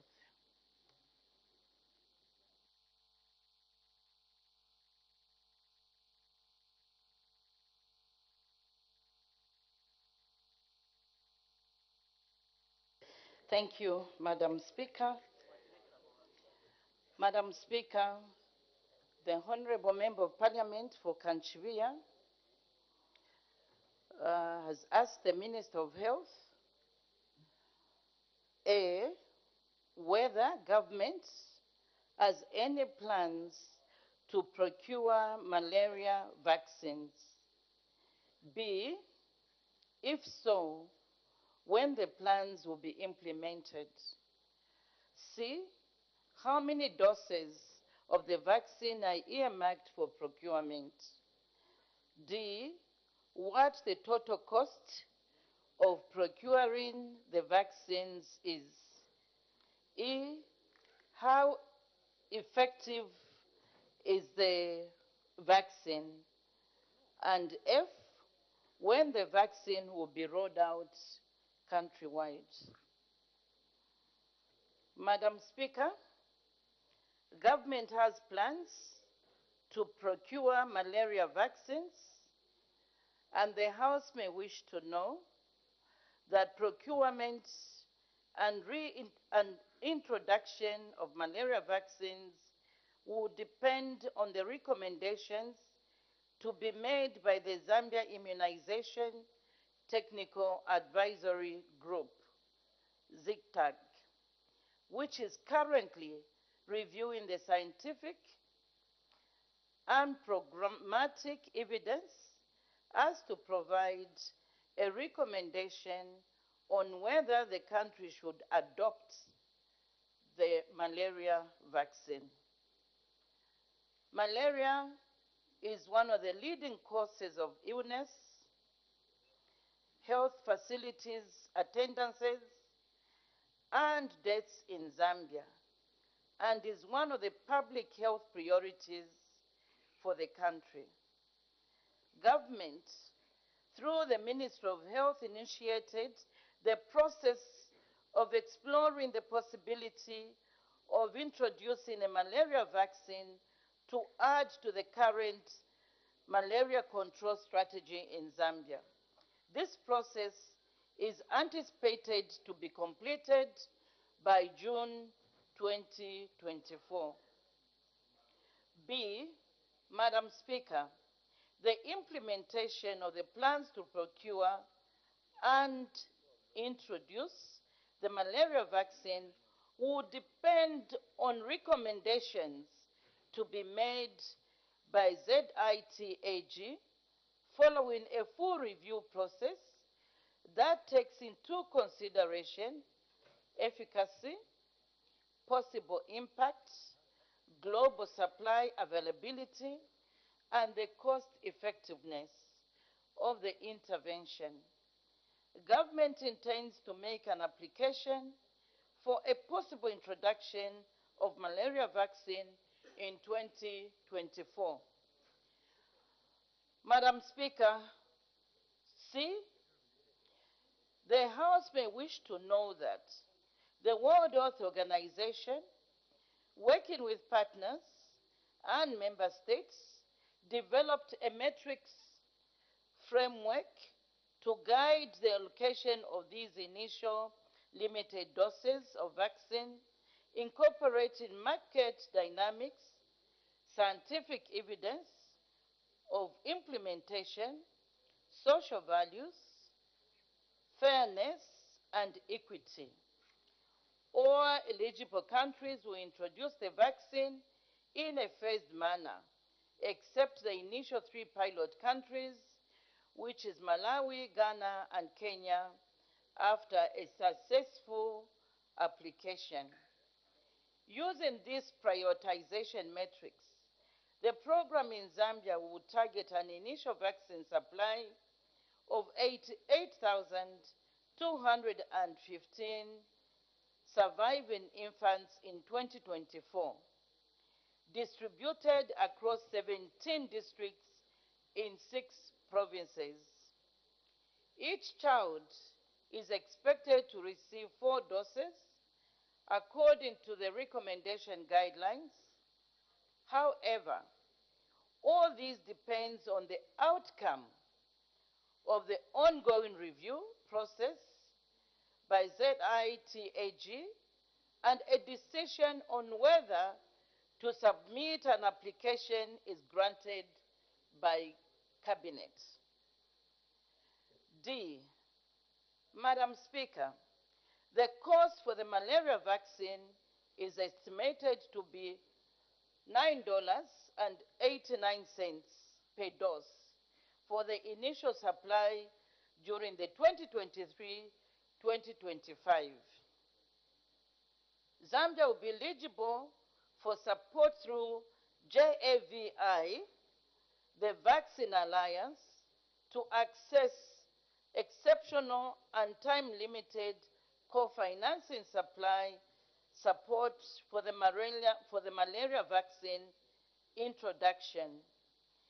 This support will be reviewed no later than 2027. Based on GAVI's clarification on eligible countries to support, Zambia is expected to initially contribute 20 cents per dose annually, and this will be subject to annual incremental revision until the country assumes full financing capacity within 8 years once the country is reclassified into a country graduating from GIV support.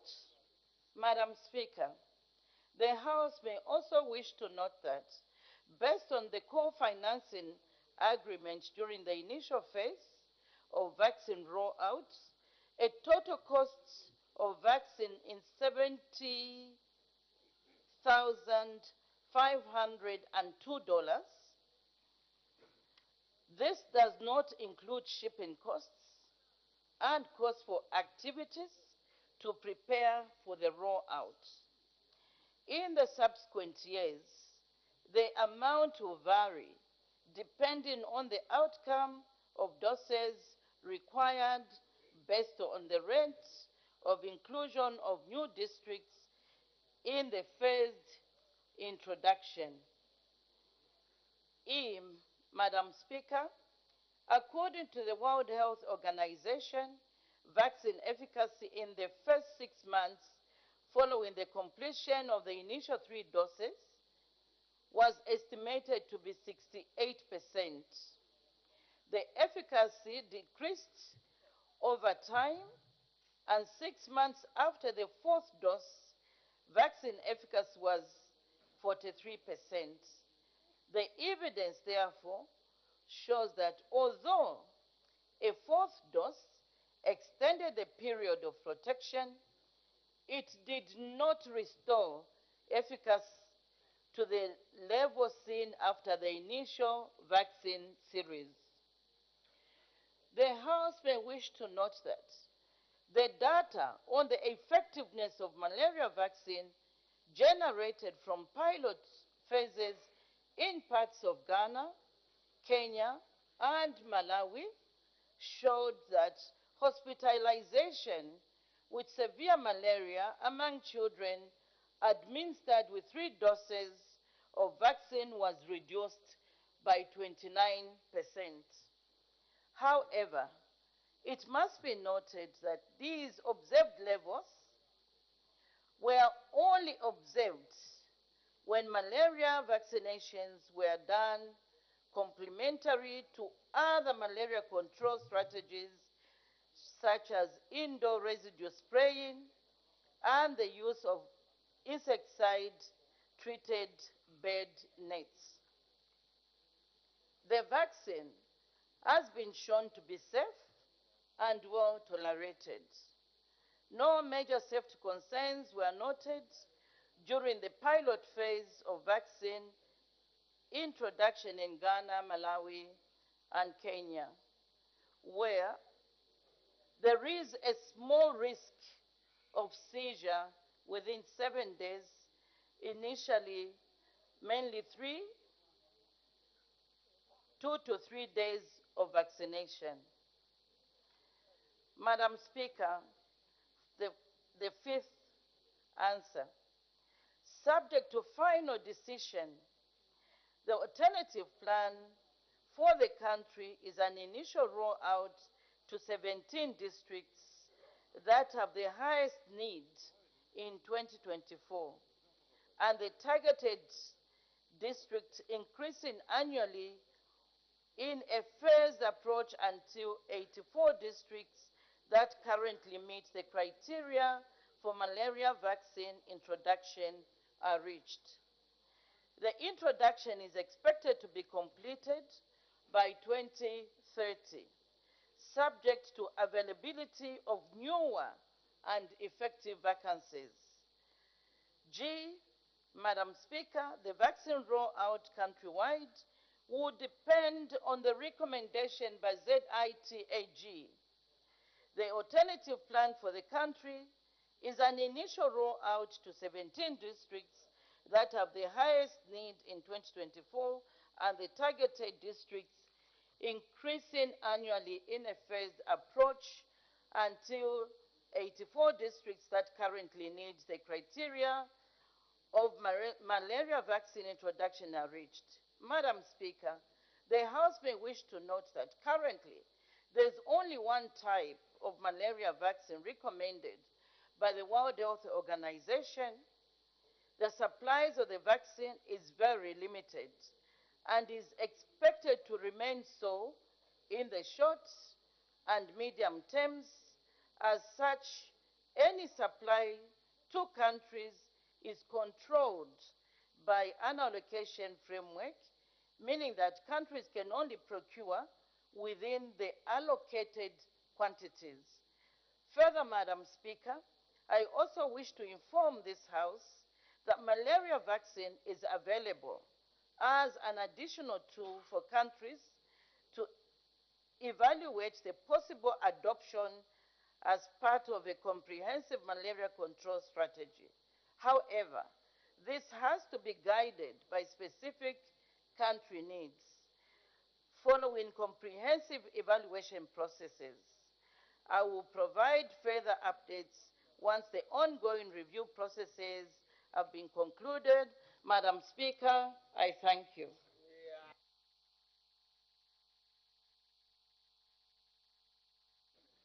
Thank you very much. With that elaborate answer, do we need to ask supplementary questions? The Honorable Member for Kanchivia. Madam Speaker, I wish to apologize to my elder sister, and that she deserves to drink water after reading such a lengthy response. Madam Speaker, I ask this question because I come from a rural constituency called Kanchivia constituency. And in Kanchivia constituency, Madam Speaker, malaria is a reality. And in the situation that we find ourselves in, the quest for a vaccine becomes non-avoidable. And the more reason why we sought for a mouthful response from the executive. Madam Speaker, briefly, in asking my follow-up question, the World Health Organization has recommended for the widespread use of the vaccine. And this is after the results coming from the results the minister referred to from Ghana, Kenya, and Malawi. And this has reached more than 900,000 children since 2019. According to the WHO director, Dr. Tedros, he called this a historic moment, and he said this is a long-awaited for malaria vaccine for children and a breakthrough for science.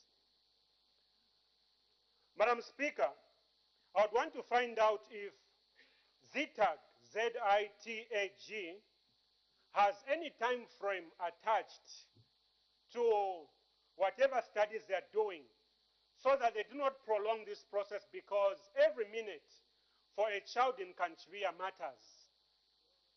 In an area such as Lusaka, Madam Speaker, which is considered malaria-free, we still have malaria. Thank you, Madam Speaker. Okay, thank you. You've asked your supplementary question. The Honorable Acting Minister of Health.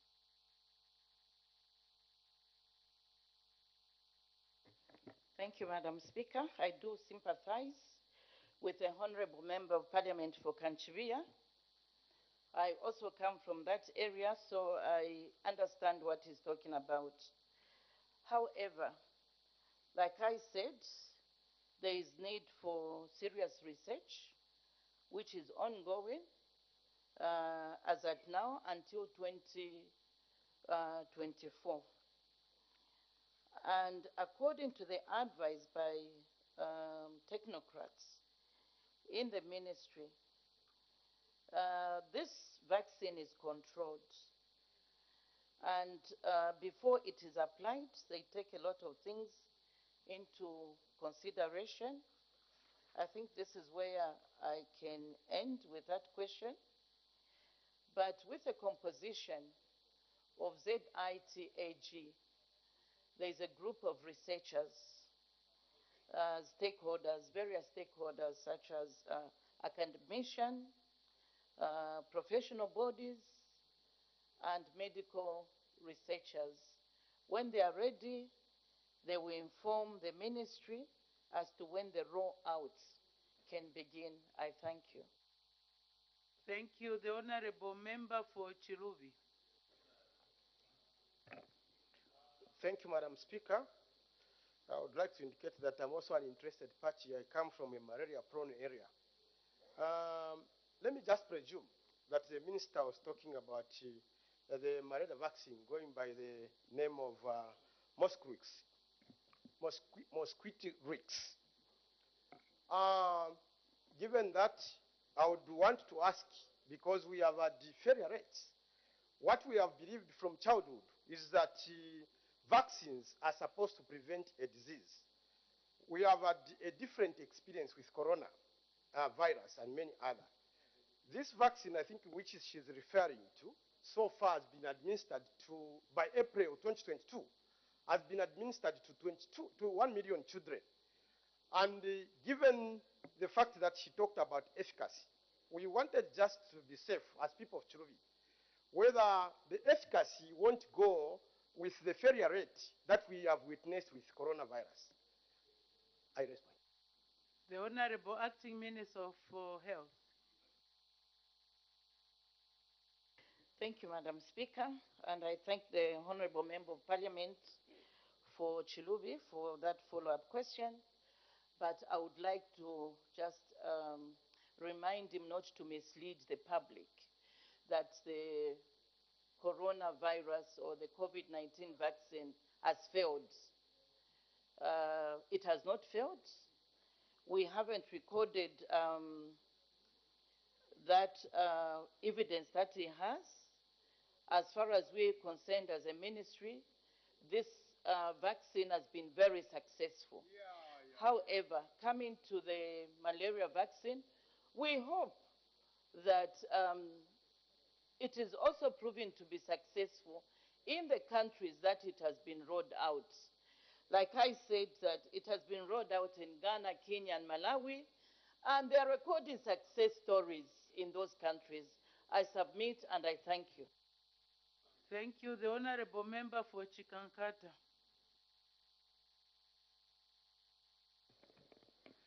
Thank you, Madam Speaker, and thank you, Minister, for the good statement. My question is, New Dawn government as a caring government, are you considering using aerial spray as a long-term measure of eradicating malaria in this country? I submit, Madam Speaker. Thank you. The Honorable Acting Minister of Health. Thank you, Madam Speaker. A vaccine, doctors will agree with me that it is a preventive measure. It does not mean that when you are vaccinated against COVID-19, you will not get the virus. You will get it, but it will be mild. So even, I presume that, I'm not a medical expert, but even when you have a malaria vaccine or you've been immunized against malaria, you might get it, but very mildly. Honorable members, there are too many little parliaments around. Can we follow the answers? Proceed, Honorable Minister. Thank you, Madam Speaker. Madam Speaker, the Honorable Member of Parliament for Chikankata asked if we consider residue spraying. That is also a control measure of mosquitoes. That continues. The vaccine that we are talking about is in terms of immunization, so that we can control malaria, especially in children. I thank you. Thank you very much. The Honorable Member for Kanchivia will be the last one. Madam Speaker, I thank you. And with your permission, we are going to bring such loaded questions because I think that is the essence of Parliament, as opposed to the petty politics that sometimes we find ourselves in. Madam Speaker, I want to commend the Honorable Minister for her response, and also just to urge the executive that the reality of malaria, the burden of malaria, disease burden is very high in rural areas, and it will be important for the executive to attach a lot of seriousness so that ZTAG does not slow the rate at which the executive provides solutions, especially to the children in our rural areas. Madam Speaker, I thank you. Thank you. That was a comment. Thank you very much for that. When you see the big doctors don't ask questions, then you make progress. The Honorable Member for Mansa Central has been very quiet. Next question, the Honorable Member for Katombora.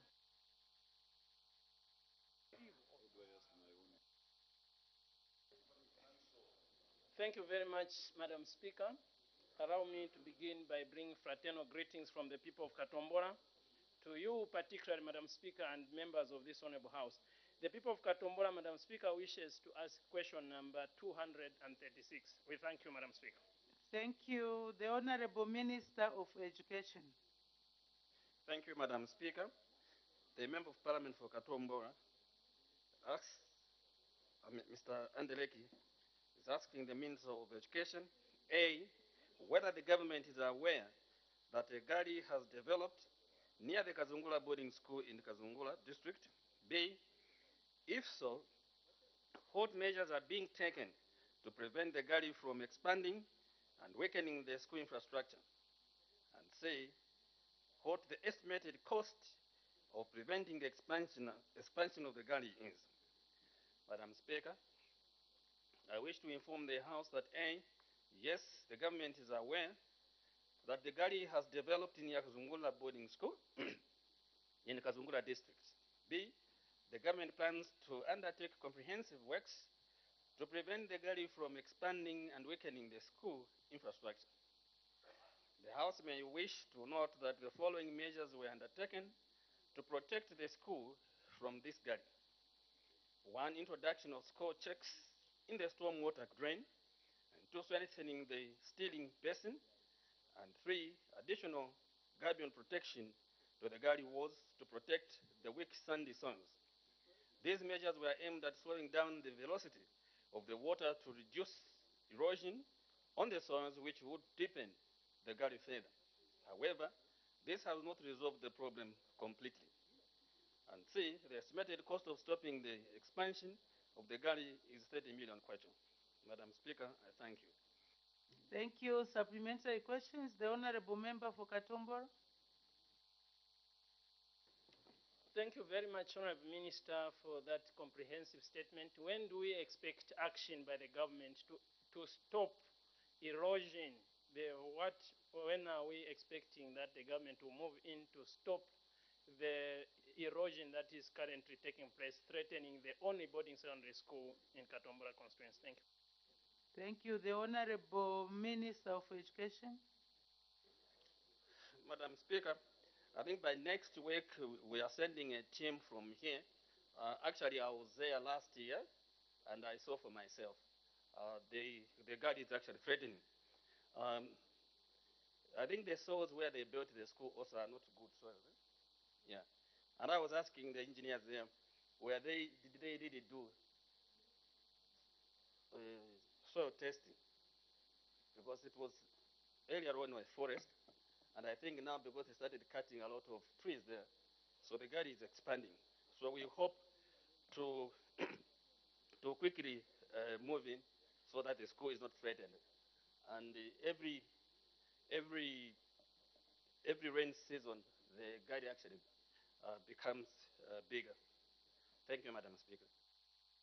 Thank you. The Honorable Member for Mukushi South. Thank you, Madam Speaker. Honorable Minister, you have indicated that the estimated cost is 30 million kwacha.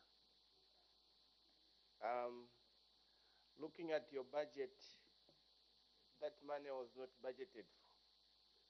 If we have to work on that problem this month, like you are saying next week, the team is going, and if we have to resolve this matter this year, where are we going to get the 30 million kwacha from?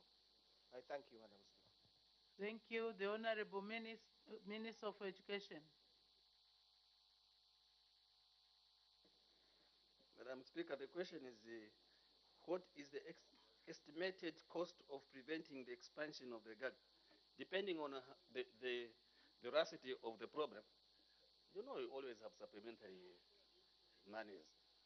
So even if you can't say a line in the particular one, we can always get a supplementary budget. So those things happen here. Thank you. Thank you. The last question, the Honorable Member for Dudumweze. Thank you very much, Madam Speaker. Honorable Minister, are you considering bringing the engineers to book? Because surely colossal sums of money was spent in constructing that school. And here we are complaining about the gullies that will end up probably collapsing the entire school. What are you doing to ensure that those who constructed that school are brought to book? I thank you. The Honorable Minister of Education.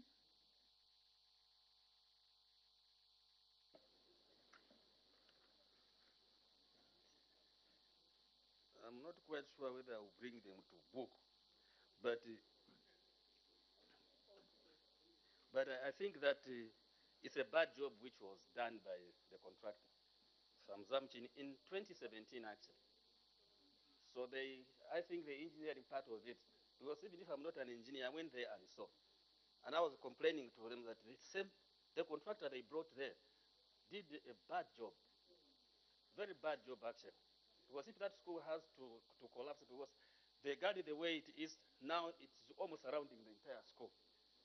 So that costs, and because this is the way it was previously, that money which is not money which is government, it can just be abused just like that. Yeah, it was just a bad job which was done. Thank you. Next question, the Honorable Member from Kaika. Thank you, Madam Speaker. Question number 237. The Honorable Minister of Water, Development and Sanitation. Thank you, Madam Speaker. Under question number 237, the Honorable Member of Parliament from Kaika constituency, Honorable Piri, is asking the Minister of Water Development and Sanitation the question, which is in two parts. Under A, whether the government has any plans to rehabilitate the following dams in Mkaika parliamentary constituency: 1, Chisale; 2, Ntambo; 3, Walira; and 4, Mzime. And under B, if so, when the plans will be implemented. Madam Speaker, our response is as follows. Under A, government has plans to rehabilitate dams in Mkaika parliamentary constituency, namely Chisale, Ntambo, Walira, and Mzime. And under B, the rehabilitation of the 4 dams in Mkaika parliamentary constituency will be undertaken after the completion of the countrywide feasibility studies scheduled for 2023 to ascertain their status, use, and location for the purposes of planning. Thank you, Madam Speaker. Thank you. Supplementary questions, the Honorable Member for Chifubu. Honorable Minister, what is the estimated cost of the rehabilitation of these dams in Mkaika constituency? Thank you. The Honorable Minister of Water, Development and Sanitation. Thank you, Madam Speaker. Madam Speaker, as indicated, the plans will only be implemented once the feasibility studies have been conducted, and after the cost will only be established after the feasibility studies will have been undertaken. Thank you, Madam Speaker. Thank you. The Honorable Member for Mukaika. Thank you so much, Madam Speaker. And Minister, thank you so much for your response. May I find out when the feasibility studies will be undertaken, Minister? Thank you. The Honorable Minister for Water, Development and Sanitation. Thank you, Madam Speaker. I also want to thank the Member of Parliament from Kaika for that supplementary question. Like I did indicate in my response that the feasibility studies are scheduled for 2023. So this will be done within the year 2023. Thank you, Madam Speaker. Thank you, honorable members. Let's pay attention to the answers. Otherwise, we'll be asking questions that have already been attended to. The honorable member for Chadiza. Thank you, Madam Speaker. Honorable Minister, we also need dams in Chadiza. However, my question is, what type of dams and capacities do you intend to construct in Mkaika? Thank you, Madam Speaker. The Honorable Minister for Water Development and Sanitation. Thank you, Madam Speaker. I also want to thank the Member of Parliament for Chadiza for that supplementary question. Madam Speaker, the question I'm responding to is very specific to the effect that we are discussing the rehabilitation of the dams. And I've specifically mentioned the dams in question here. So definitely the question the Member of Parliament for Chadiza is asking, if I got him correct, in terms of what type of dams under construction, we are not talking about the ones we are going to construct, we are talking about the ones we are intending to rehabilitate. Thank you, Madam Speaker. Thank you very much. The next question, the Honorable Member for Chama North. Thank you, Madam Speaker. Question number 238. The Honorable Minister, Acting Minister for Energy.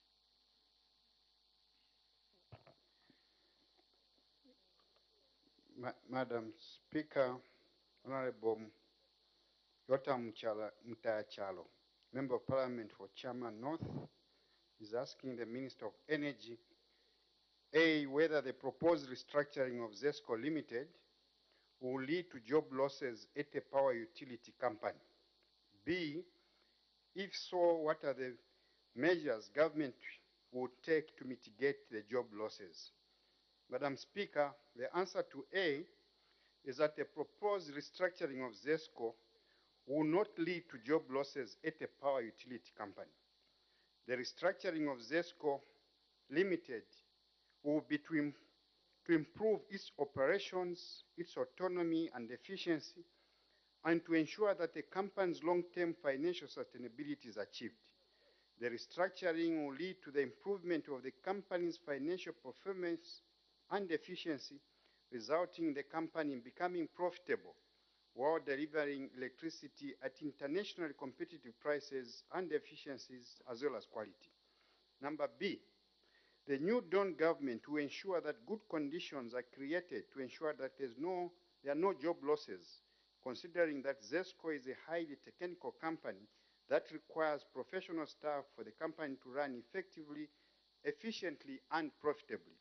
Further, government will also ensure that the company diversifies its power production so that there will be availability of adequate supply of electricity from various sources of energy which are reliable at the lowest economic, financial, social, and environmental costs and consistent with national goals.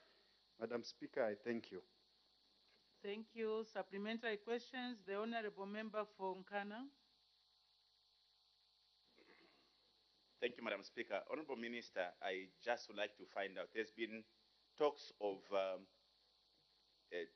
more or less segmenting ZESCO into, distribution, generation, and the other facets of the company.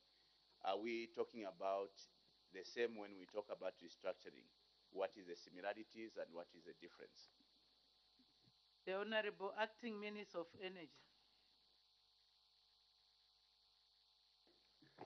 Madam Speaker, the issue of unbundling ZESCO, basically it's called unbundling ZESCO, has been on the table for a very, very long time into generation, transmission, and distribution. What we are talking about here basically is not unbundling. What we are talking about here is improving the efficiencies of ZESCO. As you may recall, Honorable Member, in the past, ZESCO was loaded with a lot of costs. Zambia's debt right now is largely due to the fact that ZESCO, the debt basically is attributed to some of the construction projects and ZESCO.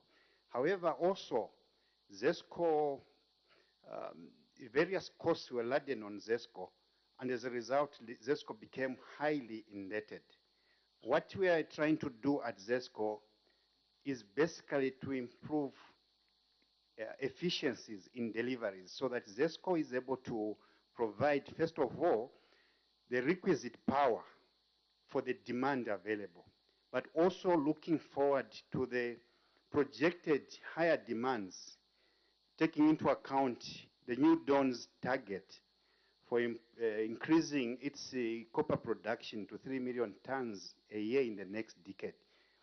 Also, ensuring that in the advent of climate change now, energy security is key, and our answer is to ensure that the energy mix at ZESCO is improved. Other than hydropower, we are promoting production from solar and wind energy, and I'm sure you saw our president signing the Mazda deal and several other deals to ensure that there's energy sufficiency and surplus so that we can also cater for the export market. Madam Speaker, I thank you.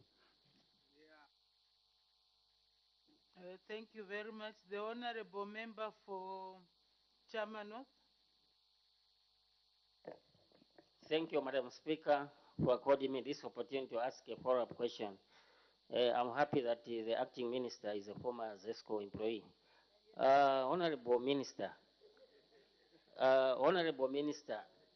there is a culture at the power utility that every time there's a change of government, workers are laid off in the name of reorganization or restructuring.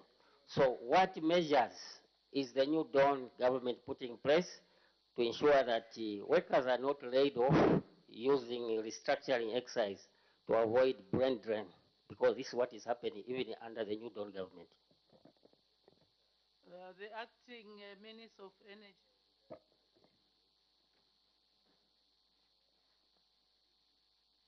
Madam Speaker, yes, indeed, I'm a former ZESCO employee, and I was actually with Honorable Chalo in my time.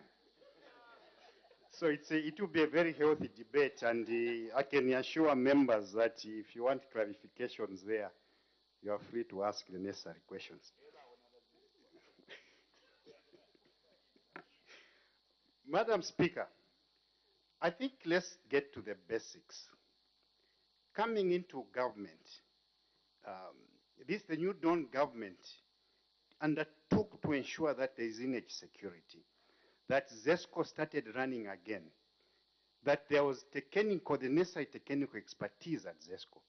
I'm sure members here will agree with me that ZESCO is running again, that there's a competent management at ZESCO, one which is tackling the debt very effectively, one which is ensuring that there's no longer unnecessary debt accumulation. Madam Speaker, you will note that at ZESCO right now, Itej Power Station, Mamba Power Stations, there's been reductions actually in tariffs For the first time, Madam Speaker, in a number of years, ZESCO has not been meeting its financial obligations. It has not been paying its debt. Worse, Madam Speaker, I'm sure you saw President Hakainde Hichilema commissioning the last unit number 5 at Kafue Gorge Lower. This is as a result of ZESCO new management plugging those holes and ensuring that the project, which was suspended a few years back, starts running and that is completed. Madam Speaker, this all speaks to the fact that the new Dawn government ensures that there's meritocracy in all its institutions.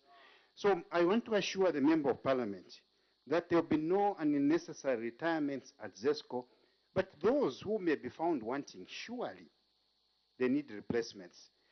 As our goal is to unite the country, there will be no victimization, as there has not been any victimization at all.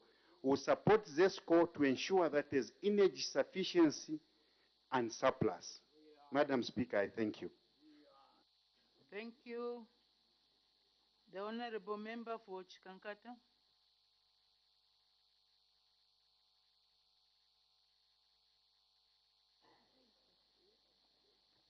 Thank you, Madam Speaker. I didn't indicate, Madam Speaker.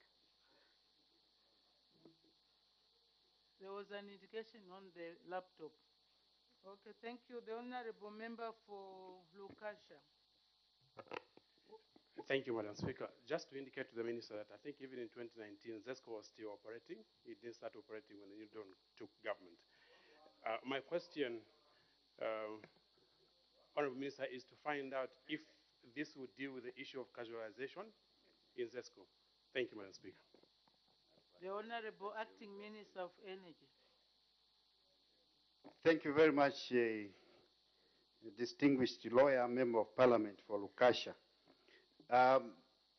Indeed, ZESCO was operating in 2019, but I must inform you clearly that by 2019, that project was stopped. There were no longer any disbursements. And I wonder whether the project would have been completed if the new Dawn government did not come into power. Having said that, Honorable Member of Parliament, in 2020, having sealed the leakages in ZESCO, ZESCO started funding that project from its own resources, resulting into commissioning of units number 2, 3, 4, and 5. About yes, good facilities there at low cost, using the local expertise. Council knows what I'm talking about. Council, casualization, and please listen to me very, very quickly so that there's normally a lot of people discussing these highly technical issues. So now that you have a privilege to listen to me, especially on my left, please listen very carefully.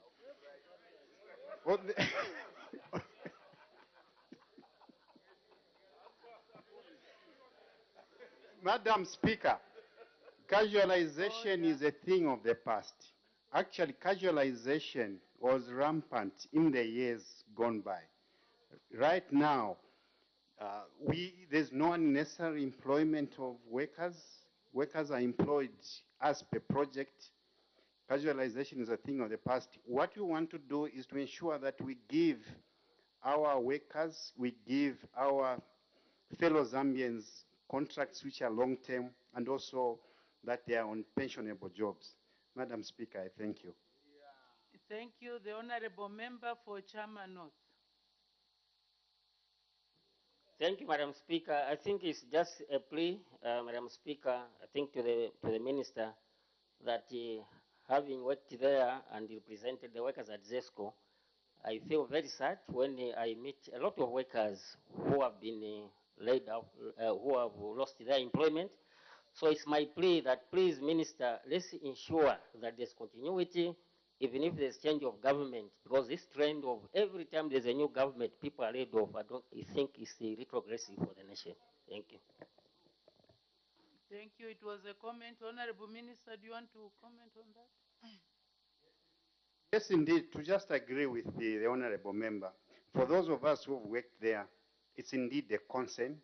particularly in the past regimes, from not even from just PF, but from the MMD, there's been this trend of victimization whenever any government comes in place. But this is a trend, Madam Speaker, we have stopped. I think we're moving in the right direction.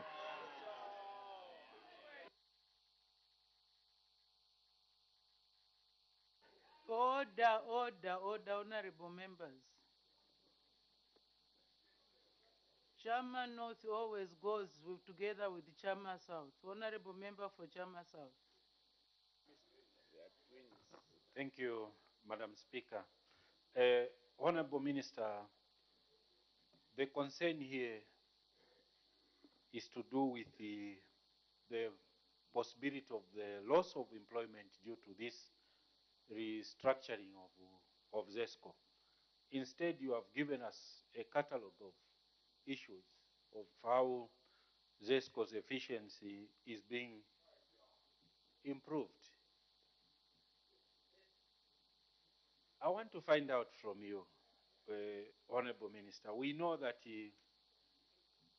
you have reintroduced positions within ZESCO, about 20 of them, deputy directors, which were non-existent, and they are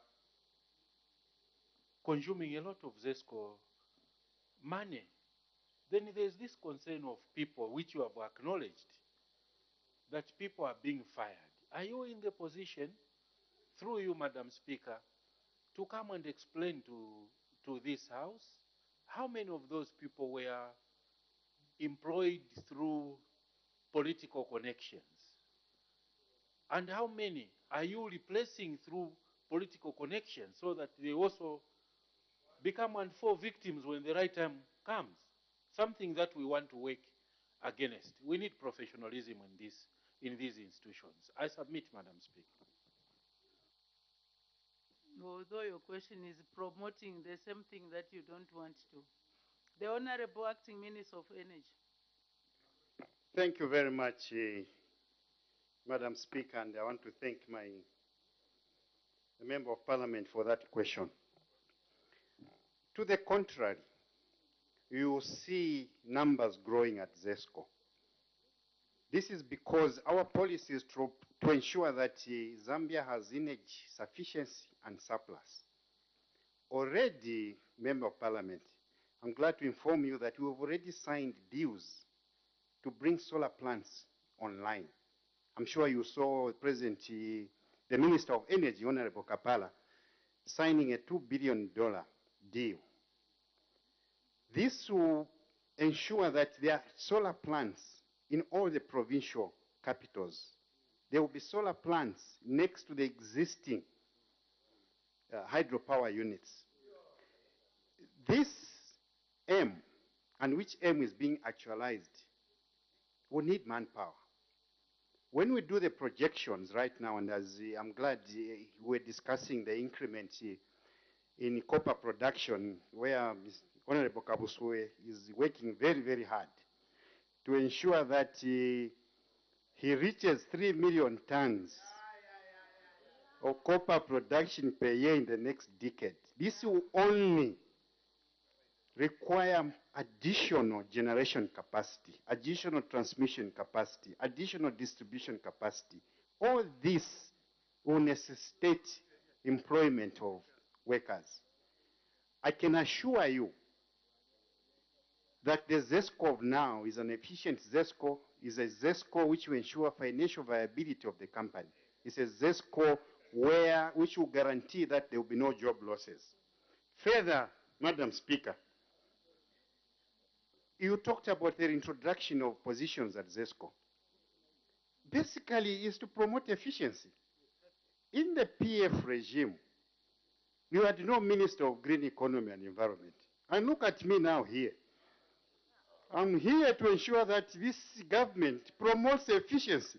So it's the vision you have to see how you deliver on your mandate. So, Honorable Member. Order. As the time is 16:40 hours, I suspend business for 20 minutes for a health break. Well, the House has taken a 20 minutes health break, and just before the break, we had the acting Minister of Energy, Honorable Colin Nzovu, who was making a follow-up answer to the question posed by Chairman North Member of Parliament, Mr. Mutayachalo, on whether the proposed restructuring at ZESCO Limited will lead to job losses at the power utility company and measures being taken to mitigate the job losses. So the House business resumes at 17 hours, and just now we take a break.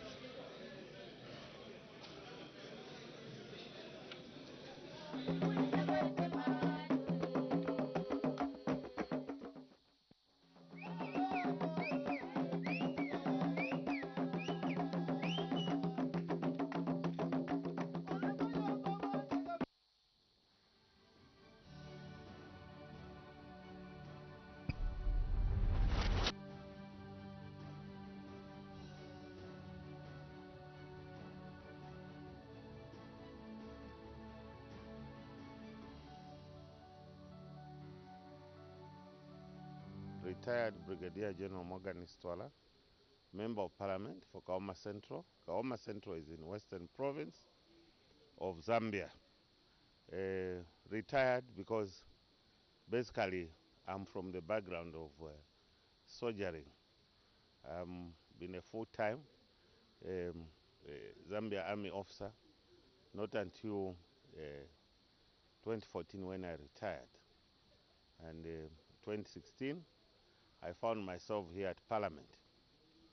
But before that, you would like to know briefly my background. I'm born from a village called Mapungu, village in Kalabo district of Western Province, educated at both Mapungu Primary and Sefula Primary School. Sefula is in Mongo district, just a few kilometers off Mongo as you are going to Senanga. And basically after that, I found myself at Hillcrest those days, Hillcrest Secondary School. That's where I did my secondary education, and due to certain pressures of life, immediately after my secondary education, I had to get into the army. Basically, that's where I started my career.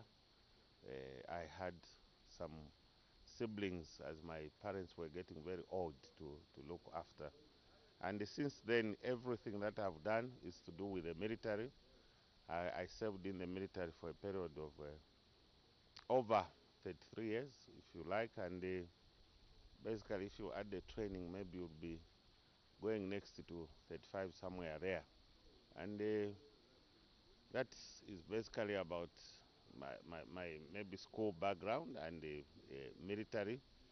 Military, if I'm to talk about the military, I think it's really quite a lot. It's a mouthful because these so many years that I spent, over 30 years in the army, you understand it has been a lot of activity, a lot of training, a lot of military units that I served under, both here in the country, and I was privileged during the last 5 years of my career to be sent out in the diplomatic service as defense attaché, opening the first over military office in Abuja, Nigeria, where I served slightly over 2 years.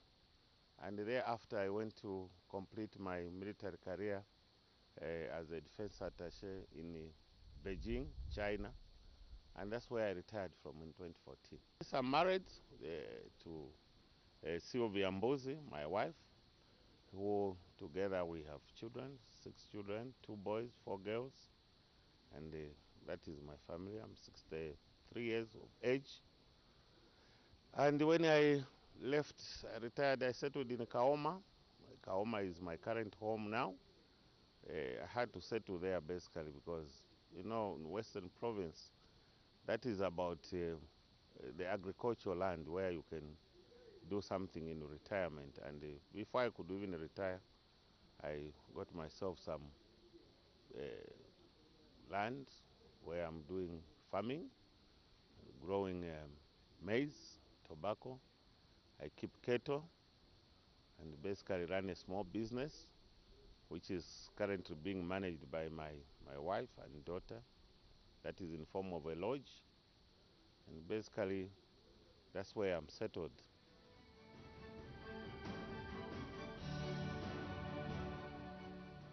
Well, my constituency is, I should say, mostly rural, a bit of urban just at the center in Kaoma.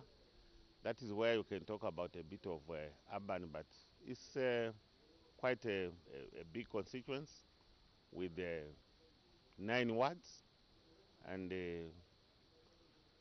basically it's an agricultural based constituency, growing a lot of maize. If anything, we call it the food basket of Western Province. That is basically my constituency, consisting 9 wards, like I said earlier, and that is Runyati, Kalumwange, Chitwa, Namalova, Chilombo, Kashamu, Naliele, Longe, and Mulamatila itself, which is the center. So basically, that is my constituency. Highly populated. When you talk about districts in Western Province, I think it's about second in terms of population to Mongu, with very, very minor difference. Kaoma is one place where you find it is attracting so many people. Almost all the corners of Western Province are coming into Kaoma, basically for agriculture activities, like I said. And that's what makes it, I think, quite an activity-based constituency.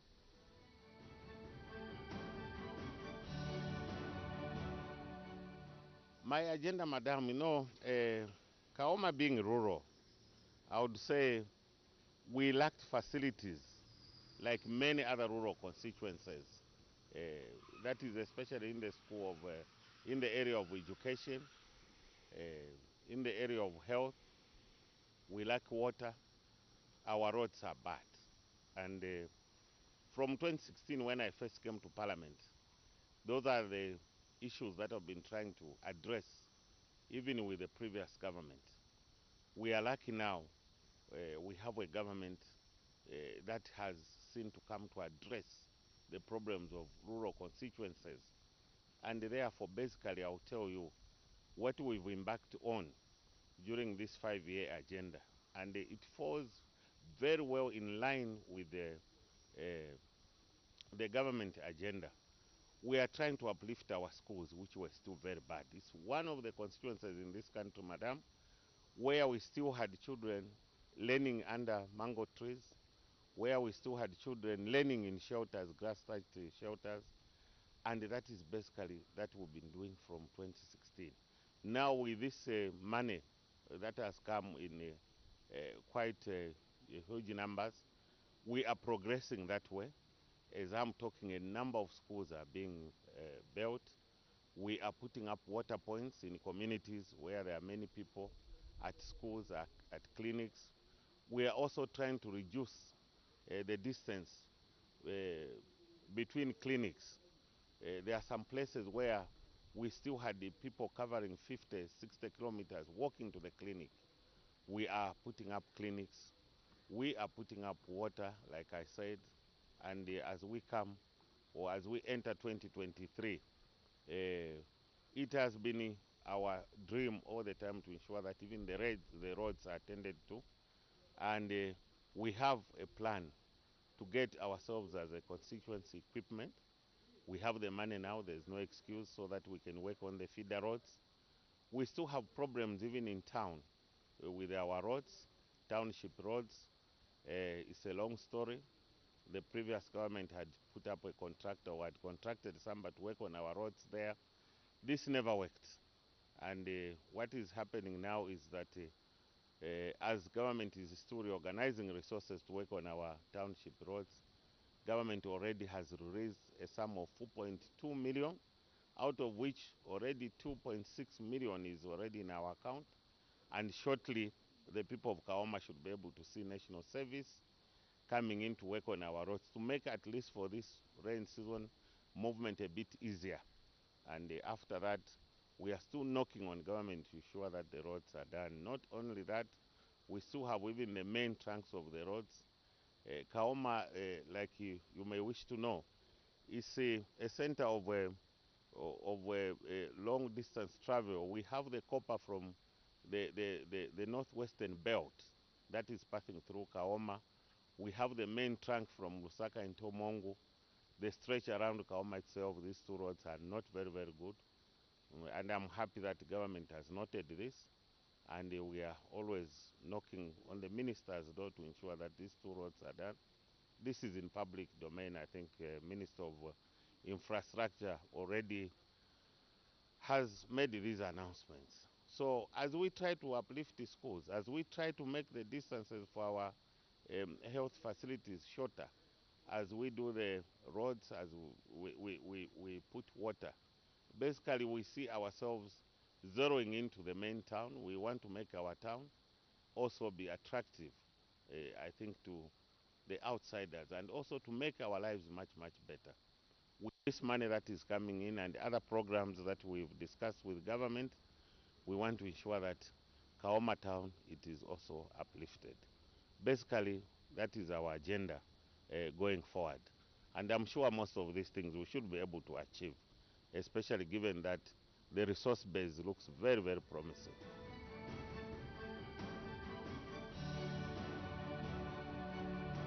Well, I just want to appeal to the people of Kaoma, I think, to remain very, very hopeful, to remain very positive, calm, in that now we have a government that understands not only lives of the people of Kaoma, but I should say the rural dwellers very, very well. They should expect the development to come. And what we are being given, I can assure them that it should be accounted for, and it will be accounted for. I think just this week, as we get just before independence, we are ensuring that the empowerment that is meant for our